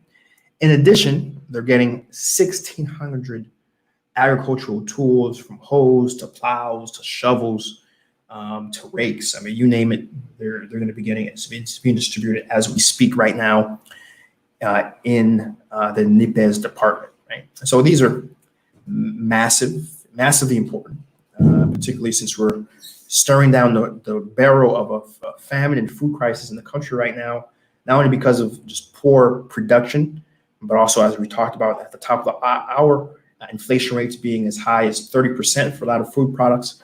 So this right now is probably, these sort of investments are probably the most important, critical, and necessary investments that need to happen right now, not only for long-term, but short-term, right?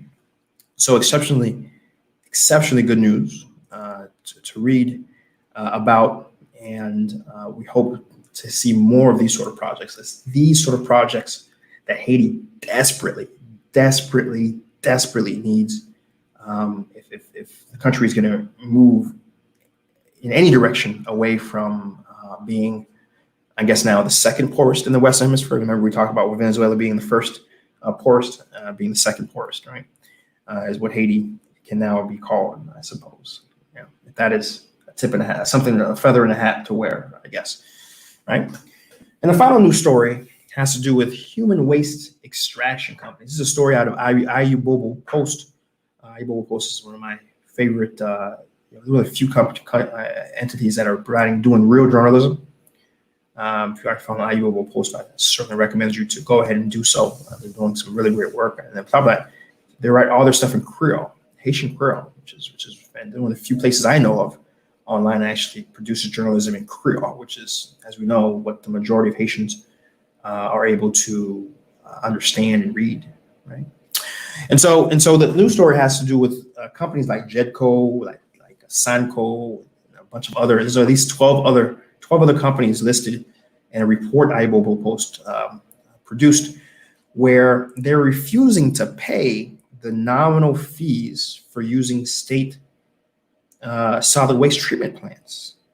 All right, they're refusing to pay nominal fees for using state waste treatment plants. What does that mean? Let's back up.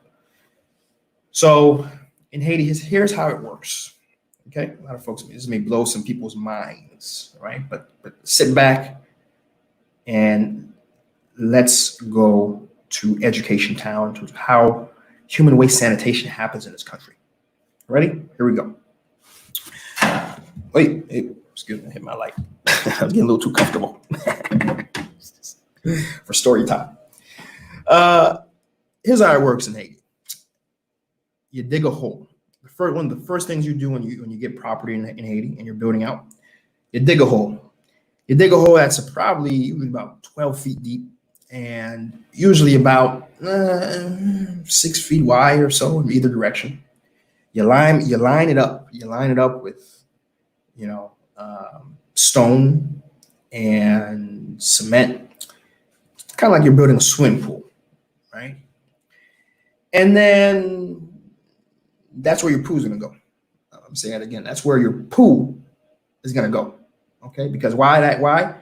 Port-au-Prince is the largest city in the world. I'm gonna say it again. Port-au-Prince is the largest city in the world without a central sewage facility. A lot of people don't know this. But Port-au-Prince, the largest city in the world, probably want to say the history of the world, minus other big empires back in the day, like the 1700s, but certainly the largest city in the history of industrialism, when central sewage systems have been a thing, that does not have a central sewage system, right? So every place you go, maybe a hotel, right? Come in, decom a room, having a good time, ate too much, gotta go. Let's go in a hole, right? Right. And your home, your Airbnb, it's in a hole, right? You build your own home, you're gonna build a hole, and it's gonna go in the hole. Okay. Sorry, you know that part. Great. Now, eventually, that hole gets full, right? Again, it's not even septic tanks. Like in a lot of countries, I want to make it clear, Haiti's not unique in this. To be very clear, there's a lot of countries in the Caribbean and all over the world, they do the same thing. It goes in a hole, but it usually goes in a septic tank, not in just a cement block hole. But in any case, so it gets full. Right? So when it gets full, what do you have to do, right? Well, you do one of two things, right? If you really can't afford, and it's cheaper for you, you just dig another hole, right? This is what happens in rural areas. You cover it up, dig another hole. In the city, you have only limited space, limited parking, and also remember, you've probably built out the rest of the property. You put cement on it. So what you're gonna do? You're gonna pay a company to come, stick a tube in there, suck it all out, okay, and they go away with it. Okay, so we're clear on the process, right? Now check this out. When you do that, when you call somebody, this is Jedco, Sanco, any of these sanitation companies, just to come out and just to kind of give you an evaluation, even though it's the same price, it's like either 18,000 or 20,000 wood, right? Which is about $200 or so, right? They charge you 2,000 good just to even come out, take a look. So yeah, that's a hole. That's a sanitation hole. Okay, yeah, we'll be back in the week. They charge 2,000 good up front, right? And then they'll come back, right? And then of course you gotta supervise these guys. I've seen this happen. I've actually seen this in action, right? Where they can probably take out about 9 cubic meters of waste, but they'll suck out half of that, right? And so that's usually equal to, I mean, if it's a 12-footer, they should be able to take just about the entirety, 12 by 6. They should be able to take just about all of it, right? But a lot of times they'll just, they'll suck up just enough to where it looks deep enough. And yeah, we took it all, right? Because no matter how much they take out, they're going to charge you as if they took it out, took it all out, right? And because they know you don't want to go in there, you don't want to look in there, they'll just take half of what they should, right? So there's always that fight between. Now you can take more, and they'll go back and they're like, no, we're maxed out, we're full. Then you got to fight and argue with them. You can take more share, more police, blah, blah, blah, blah. It's back and forth. That's the reality of it. Yeah, because I've seen it happen like twice. Okay, so that's something you now know. Okay, so they charge you 20,000 good. Okay, and then they go to. There's only one solid waste treatments, and that's near Montcabrit. Okay, there was two. There was supposed to be a second, and that's what's in Titayen, but there was land fights, back and forth happening, and eventually I believe the Spanish government that was trying to help put that up. They gave up and said, we're not. You know what? I'm taking my basketball. I'm going home. I'm going back to mom. Forget you guys. Right? That's what the Spanish government did. You know what? I'm taking my ball. I'm going home. Okay. Tired of it. I'm tired of it. That's what the Spanish government did. Okay. So we only have one treatment plant. Now, by the way, if you remember, after the earthquake, the cholera epidemic happened, right? And a lot of people died. And that's when the solid waste treatment plant in Montcabrit was even constructed. Before then, we didn't have a waste treatment plant in the country, period, right? So you ask, well, but Seejeanty, Chris, what happened before, like 2000? Let's see, the earthquake happened 2010. The cholera epidemic happened, 2012. The actual, I think these things were constructed, 2016. The solid waste treatment was constructed around 2014, 2016, after so many people died because of cholera. So what was happening before then? Now, since you ask, I'll tell you. 2 things happened, right? Second tanks were still getting full. Jetco was still coming. Sunco was still coming and sticking their tube and sucking it out.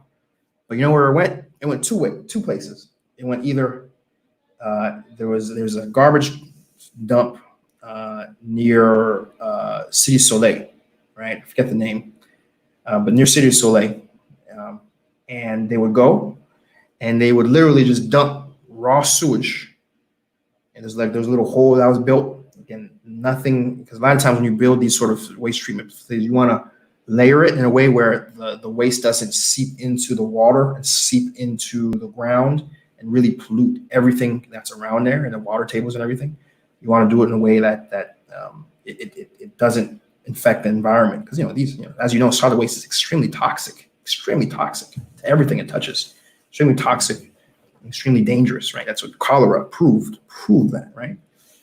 That wasn't happening. They really just go, there's a hole, okay, cool, dumping it, boom. And that's if they're lucky. That's the ones who are quote unquote responsible, right?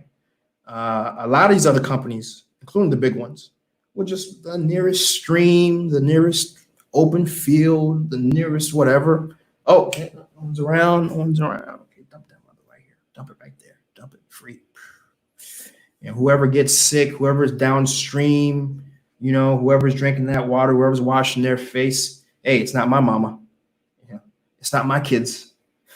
My kids live on the other side of town. It has nothing to do with me. Dump it right here. And they're gone. Right? And that's what happened for a very long time. And recent, by the way. This is 2014, 2016. This isn't 2008. This is 2014, 2016. Right? Now, Montcabrit facility is built. Even that's a lot of fighting. A land rights is always the most diciest thing in this country that anybody can do. Finally get built, right? And now there's a facility for companies to come and waste will probably be treated just like any place in the world, and then ultimately, it will flow out.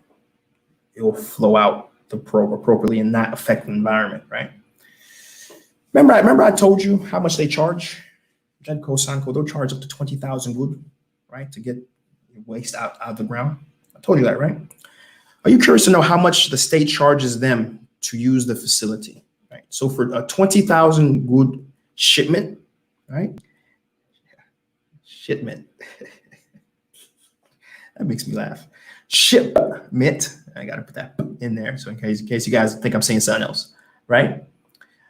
They only charge these companies 2,000 good. That's it. 2,000 good.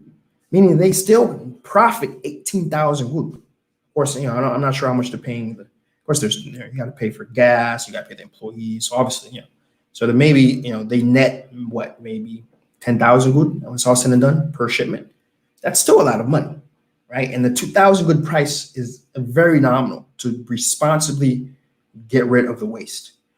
But iMobile Post has reported that many of these companies go months to years without ever paying a penny to DENEPA. DENEPA is the state body that runs the Montgomery plant. Goes weeks to months without paying DENEPA a penny. Now understand, we don't pay DENEPA anything for depositing. There's still a cost associated with maintaining the upkeep and actually performing the waste treatment process. When you don't pay them, they don't have money to do it. And potentially right now, the solid treatment plant is at risk of basically going bankrupt because all these 12 companies that are using them are not paying them. That's one. And then the next question probably is, well, Seejeanty, Chris, come on. Isn't it obvious? Well, you charge them a fee or you don't allow them to use the waste facility. Duh. I mean, come on. I'm not a businessman. I can tell you that. Cool. Here's the problem with that. You do that, and guess what? These guys are still going to be going out to properties, still sucking out waste out of the ground. And now when you block them from going to the one waste facility that exists in the country, right? Do you know what they're going to do then, my friend? They're going to go back to what they were doing. There's an empty field. Dump it right here. Oh, there's an empty stream. Oh, dump it right there. That's what happens. That is what happens. Which is why DENEPA is in a rock in a hard place where they really do want to enforce. Hey, man, you guys have to pay me. You know that, right? You have to pay me so I can properly treat this stuff. You know that, right? And they're like, yeah, we know that, but what you gonna do? Not allow us to dump here? Because we're gonna dump no matter what. Yeah, there you go. Yeah, move aside. Thank you. And that's the situation right now with waste sanitation. I took some time to really lay out what's going on in the country. I want folks to fully understand the situation. Okay. All right. And know that is a situation that waste sanitation is in the country right now.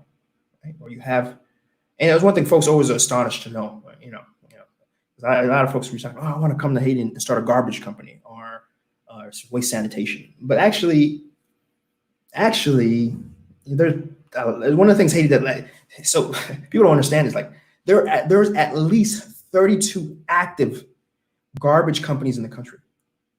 32 active, right? And I just told you there's at least 12 sanitation companies in the country, waste sanitation, right? So Haiti doesn't lack. When you come in the country and you see garbage on the streets and you're like, what's going on? There's no company. No, there's companies exist, plenty, right? It's a failing of the state to properly incentivize and pay for the garbage pickup. That's the ultimate failing, right? And I talked about this in the past. I won't go too deep right now because we'll spend a lot of time on this. But in short, where you live right now, there's municipalities that collect tax and use that tax then to collect trash. And of course, they do require that you pay a little bit of that trash in your monthly fee, typically, right? As part of your property tax assessment, you also have to pay, garbage pickup. You contribute in that pickup collection. But the problem with Haiti fundamentally is nobody pays property tax, right? And I mean, even Denmark is the highest rate of property tax ownership, right? And they are only at about 13 or 15%. I'm saying again, only 13, 15% of property owners in Denmark pay. The average in Haiti for most municipalities is 2%. That's it. 2%, less than 2% pay their property tax. So when you ask yourself, why is it is municipalities that have that responsibility for trash pickup. It's not the federal government. It's the municipalities, right? And the municipalities get most of their revenue, almost all the revenue, from property tax. And so now when you're in Haiti and you're driving around, right, and you see the roads are filthy, understand it's because the homes that you're seeing with these big walls and these big gates, and all this stuff, they don't pay property tax. And they don't pay property tax. The mayors, the heads of the municipalities are unable to pay for trash pickup, right? And so it's not an issue that we lack trash companies. The government doesn't do what it needs to do. So the next obstacle is, well, the government needs to enforce it, right? They need to go and, make examples of people, right? Put people to jail, put a mark of shame that says, this guy hasn't paid the property tax. Think of something, give folks a carrot, give folks a stick. Make it a national priority that folks are paying their property tax, right? And America is pretty straightforward. You don't pay your property tax. You go 2-3 years, don't pay your property tax. The government puts a lien on your property. You lose your property. Bada boom, bada bang. If you need, that's it. And guess what? Everybody pays their property tax, right? So that's the situation that we're in right now, right? Full stories on Able will post a fantastic write-up. And that is the last news story of the day. We're looking at 2 o'clock, 2 hours in, right? Still pretty long, but 3.5 hours, right? So let's go ahead and read the last few comments here in the chat. Let's see what folks are saying here before we head out today. Let's take a look. As I said, I'm only going to read 2 or 3 comments that are in here just to prevent us from going a little too long, because 3.5 hours last episode was a little much. Though I am surprised I'm not surprised. I used to teach economics at the collegiate level, and we used to have for our summer Seek sessions. I used to have 3.5 hour classes where I used to teach students in a room and have to go over 3-4 chapters in about 3.5 hours. So that's why it isn't nothing for me to go that long on a live talking about Haiti, something I am just as equally passionate about. But I don't want to do that again because y'all ain't paying me. I'm just here because I like being here. So let's see. A Black Millennial, let's see, says something here. Sanitation, yep, sanitation is important. It's one reason I want to build a home. I don't know if that's Black Millennial says one of the reasons why he doesn't want to build a home in Haiti because of the sanitation issue. I don't know if that's enough of a reason to not want to build a home in Haiti. I mean, if you build it right, it can be actually, for example, in the property I'm in here, we had a situation where we actually had to rebuild the sanitation system here. Instead of just using one hole, we had an environmental engineer come in and they built 3 holes, right? And so the waste actually goes into almost a typical setup of not even typical because it has water in it already. And then what happens is it goes through 3 filtration layers, right? One with a special type of rock, another with just regular rocks, like gravel-ish rocks, and then finally it goes to just a general dirt area. And so by the time it goes through, the water goes through. I mean, it's still the main waste is still in one place that when the Jetco comes in, they'll suck it out, right? But the excess fluids and water goes through 3 layers of filtration, natural filtration that reduces the toxicity. And so when it finally gets to quote unquote the environment, it's basically just dirty water, like as if you washed your hands in a way, right? Because it's filtered through. Right? So there's ways to do it, right? If you partner with an environmental engineer, there's ways to do it that will genuinely preserve the environment. So that shouldn't be the reason why you don't build a home in Haiti. There's plenty of reasons not to build a home in Haiti, just because of the property rights and the process behind it. It's a tech.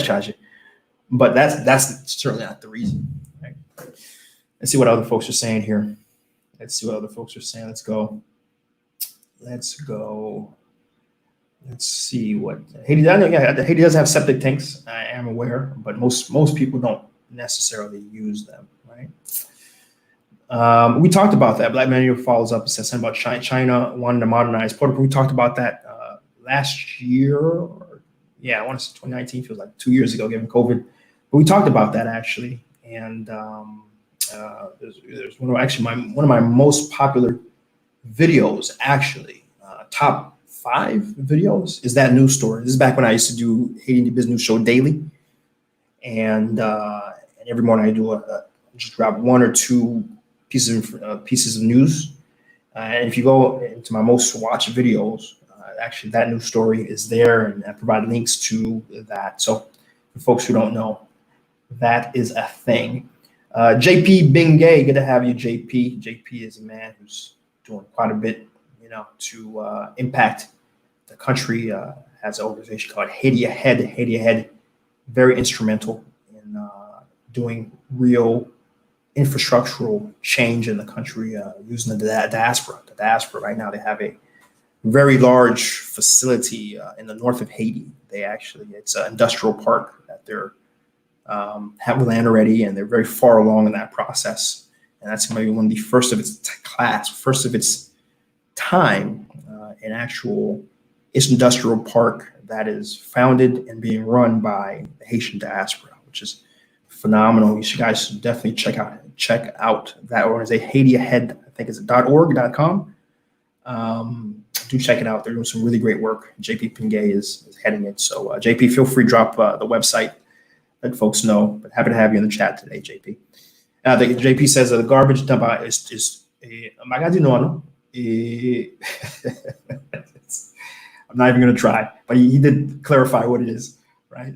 I'm going to butcher it, right? Because I know it has a very funny set of U's and I's, and I'm not even.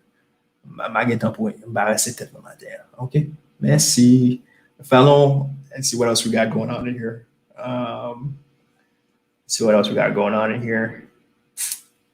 Let's see. Oh, actually, certified. Why don't we certify? Okay, certified T says something interesting. He says, or he or she says, why don't we have our own fleet of sanitation, right? As the government. The problem is, I'm not sure if you saw my electricity news story. Anything the government touches, it touches and does a terrible job. And so it would do an equally terrible job if it was strictly responsible for sanitation. So that's number 1. Number two, all right, be very clear, okay, is that they were given somewhere around 29 trucks from the United Nations to do just that, to have their own fleet, but specifically not to compete with the private market. They've never used them. In fact, they've sold a few to the private market and used the others for parts, right? So to answer your question, they have a private fleet for sanitation, but they don't use it. Okay, thanks for that. Let's see what else folks are saying. Only picking up a handful, guys. Only picking up a handful. I'm not moving away from the read everything policy on air because I was here 3.5 hours last time. Man, I ain't trying to do that again. Let's see what folks are saying. Nate, last year, Nate, good to see you, Nate. Hooked on Haiti. Always happy to see you in the chat, man. Always happy to see you. Doing some great stuff, promoting, talking a lot about the country. Nate says, good to see you back in the country. And he hopes to be back himself. I look forward to you being back. We got to connect when you are, for sure. Right? Queens in the building. Ronald Etienne. Queens is in the building. Good to have you, Ronald. Good to have Queens in the house. Right? Good stuff. HaitiAhead.org. Let me pop that out there, right there. HaitiAhead.org. JP answered my question from earlier. HaitiAhead.org. Go do check out that website. They're doing some really great work. And if you're interested in not just talking about Haiti, but actually doing stuff about Haiti, do check out HaitiAhead.org. Reach out to that organization. Again, I can vouch for them. I've seen firsthand the sort of stuff they've been doing for years now in the country. A lot of people like to say, well, what is the diaspora doing? How come the diaspora don't organize? Why don't they do something? Well, you probably aren't trying to do the research. There's a lot of organizations doing some really good stuff, right? And now you know HaitiAhead is one of them. So feel free to join that organization, or at least reach out to them and see if you're interested. See how you can help. Right? So, what's up to Joel Cruz saying hello from the Dominican from New York. Always good to have a Dominican out here to give a different perspective for our Haitian friends. Good to have you, Joel Cruz. We're here at 11 a.m. Sunday. Hope to have you back here in the chat. So that's where I'm going to end it. Those who didn't get their comments right on air, I apologize. Again, I just can't do everybody like I used to anymore. I was here 3.5 hours. But I want to thank everyone for your comments were read, by the way. I did read them, so it wasn't wasted. So I certainly appreciate everybody who commented and participated in the chat today. As always, it's always a pleasure to have folks participate and be engaged and participate in the learning aspect. For those who commented and were part of the conversation, I do want to ask you to share it. Share this conversation. Share this stream. Share it on your WhatsApp groups, share it on your Facebook groups, share it on your timeline. Because I want to say we learned a lot today. I talked about a lot of different things. I gave you the official news stories from certifiable places. But on top of that, I gave you my personal experience as a guy here in the country. I'm in the country, Haiti. I'm giving you a firsthand experience of how it is to live, for example, 12 days without electricity, right? And so if you appreciate what we have going on here, appreciate this level of conversation, this level of candor, this level of informed and intelligent thought, that goes behind our conversations, make sure you share the stream. Right? It's very, very much appreciated, very much needed, right? Because what we're doing here, we don't do it for money or for fame. We do it simply because it's necessary to improve the level of education, the level of information that we have. And the more information we have, the better we can act, the better we can do for Haiti. Right. And so we're very happy to be here. We're very happy to be a part of everything that but you guys allow it to happen by watching, by subscribing, which I hope you are doing, and by we're done on IG, and by making sure that you share the stream, right? You help considerably. As always, as we talked about at the top of the hour, we dropped a brand new Seejeanty on location Haiti COVID episode. Haiti COVID. If you haven't seen that episode, make sure as soon as you're done here, go ahead and watch that. It was a pretty. I was first time back, and we were able to go to Mayor Ballet Hospital. We were able to go to Gasco Center Hospital and show you guys. And we traveled around the city, and we showed, and we had different showed different aspects of the city of Port-au-Prince. So if you haven't seen that episode, please go and check that episode out. And once you're done, share it. Share that episode, right? Because it's again on the same vein of what we're doing here. We're trying to inform, and we're trying to do a little bit of entertainment. Try to entertain a little bit too. And besides, you see me in a different environment. You see me out and about. Because being in this office and it's fine. But I'm all about showing you guys what Haiti's all about. All right. And of course, once you're done with that, we have a lot of other content on the Seejeanty channel. We've been doing this stuff for going on two years almost now. So we have so much stuff from, we go to touristic places, we go to resorts, we go to hotels. We highlight other business owners and business people who are actually doing it, right? Because one of the biggest things you hear is, Haiti n'est pas facile, no? Haiti difficile, oui. Haiti évitez, pas venir, no? But I'm showing you guys. I'm pretty want to show you, it's possible. If you do it right, you do it smart, you do it intelligently, there isn't a single business opportunity that you can't put in place in Haiti, and you can't be successful doing it in Haiti. Okay? So check out Seejeanty, YouTube Seejeanty, and make sure you subscribe to it. All right? And of course, I did mention Williamson. Williamson is doing Williamson Centil is doing some really good stuff in Haiti related to trying to get his mentorship program He's in a program right now where Kevin Hart might come to Haiti. I mean, how awesome would that be? To have Kevin Hart doing an in Haiti episode. Are you kidding me? Are you kidding me? So make sure to go check out Williamson Centil. Let me go ahead and type his name in one more time for you guys, so you guys can do a Facebook search. Go to Facebook, check out Williamson Centil. His page will come up. It'll say something on mentorship, right? And then what you do, you scroll down a little bit. You'll see not only his presentation of what he's trying to do, but additionally where to vote. He's number 3. Vote number 3, and the link he has. It's a Mars shot. If you do Mars shot, right? If you Google that, Mars shot. I think UAE. I think if you do that, if you Google that, and then you'll find that competition. You'll see William Centil as the 3rd option. Vote for him. Let's show the world what l'union fait la force. It's not just empty words on a flag. Let's show them what we can do. Let's show them, right? So counting on every single, I had upwards of 60 people on the live today. I want every single person to go vote for him. Anyone who may be watching after fact, go vote for him. So let's get Kevin Hart to Haiti. Let's get the Mentorship Center off the ground. Okay. And of course, as always, share the stream. I'll mention it one more time. Share the stream. We had an incredible episode. And I want to thank everyone who watched from the very beginning to the very end. So I'm doing you guys a favor. We're not doing 3.5 hours today. We only did 2 hours-ish, right? So again, we'll be back next Sunday, 11 a.m. Remember, make sure you subscribe to the YouTube channel. We got some really great content coming up. Don't miss it. Hit that subscribe button, hit that notification button. And guys, until we're back at it again, we'll be back at it again. Peace.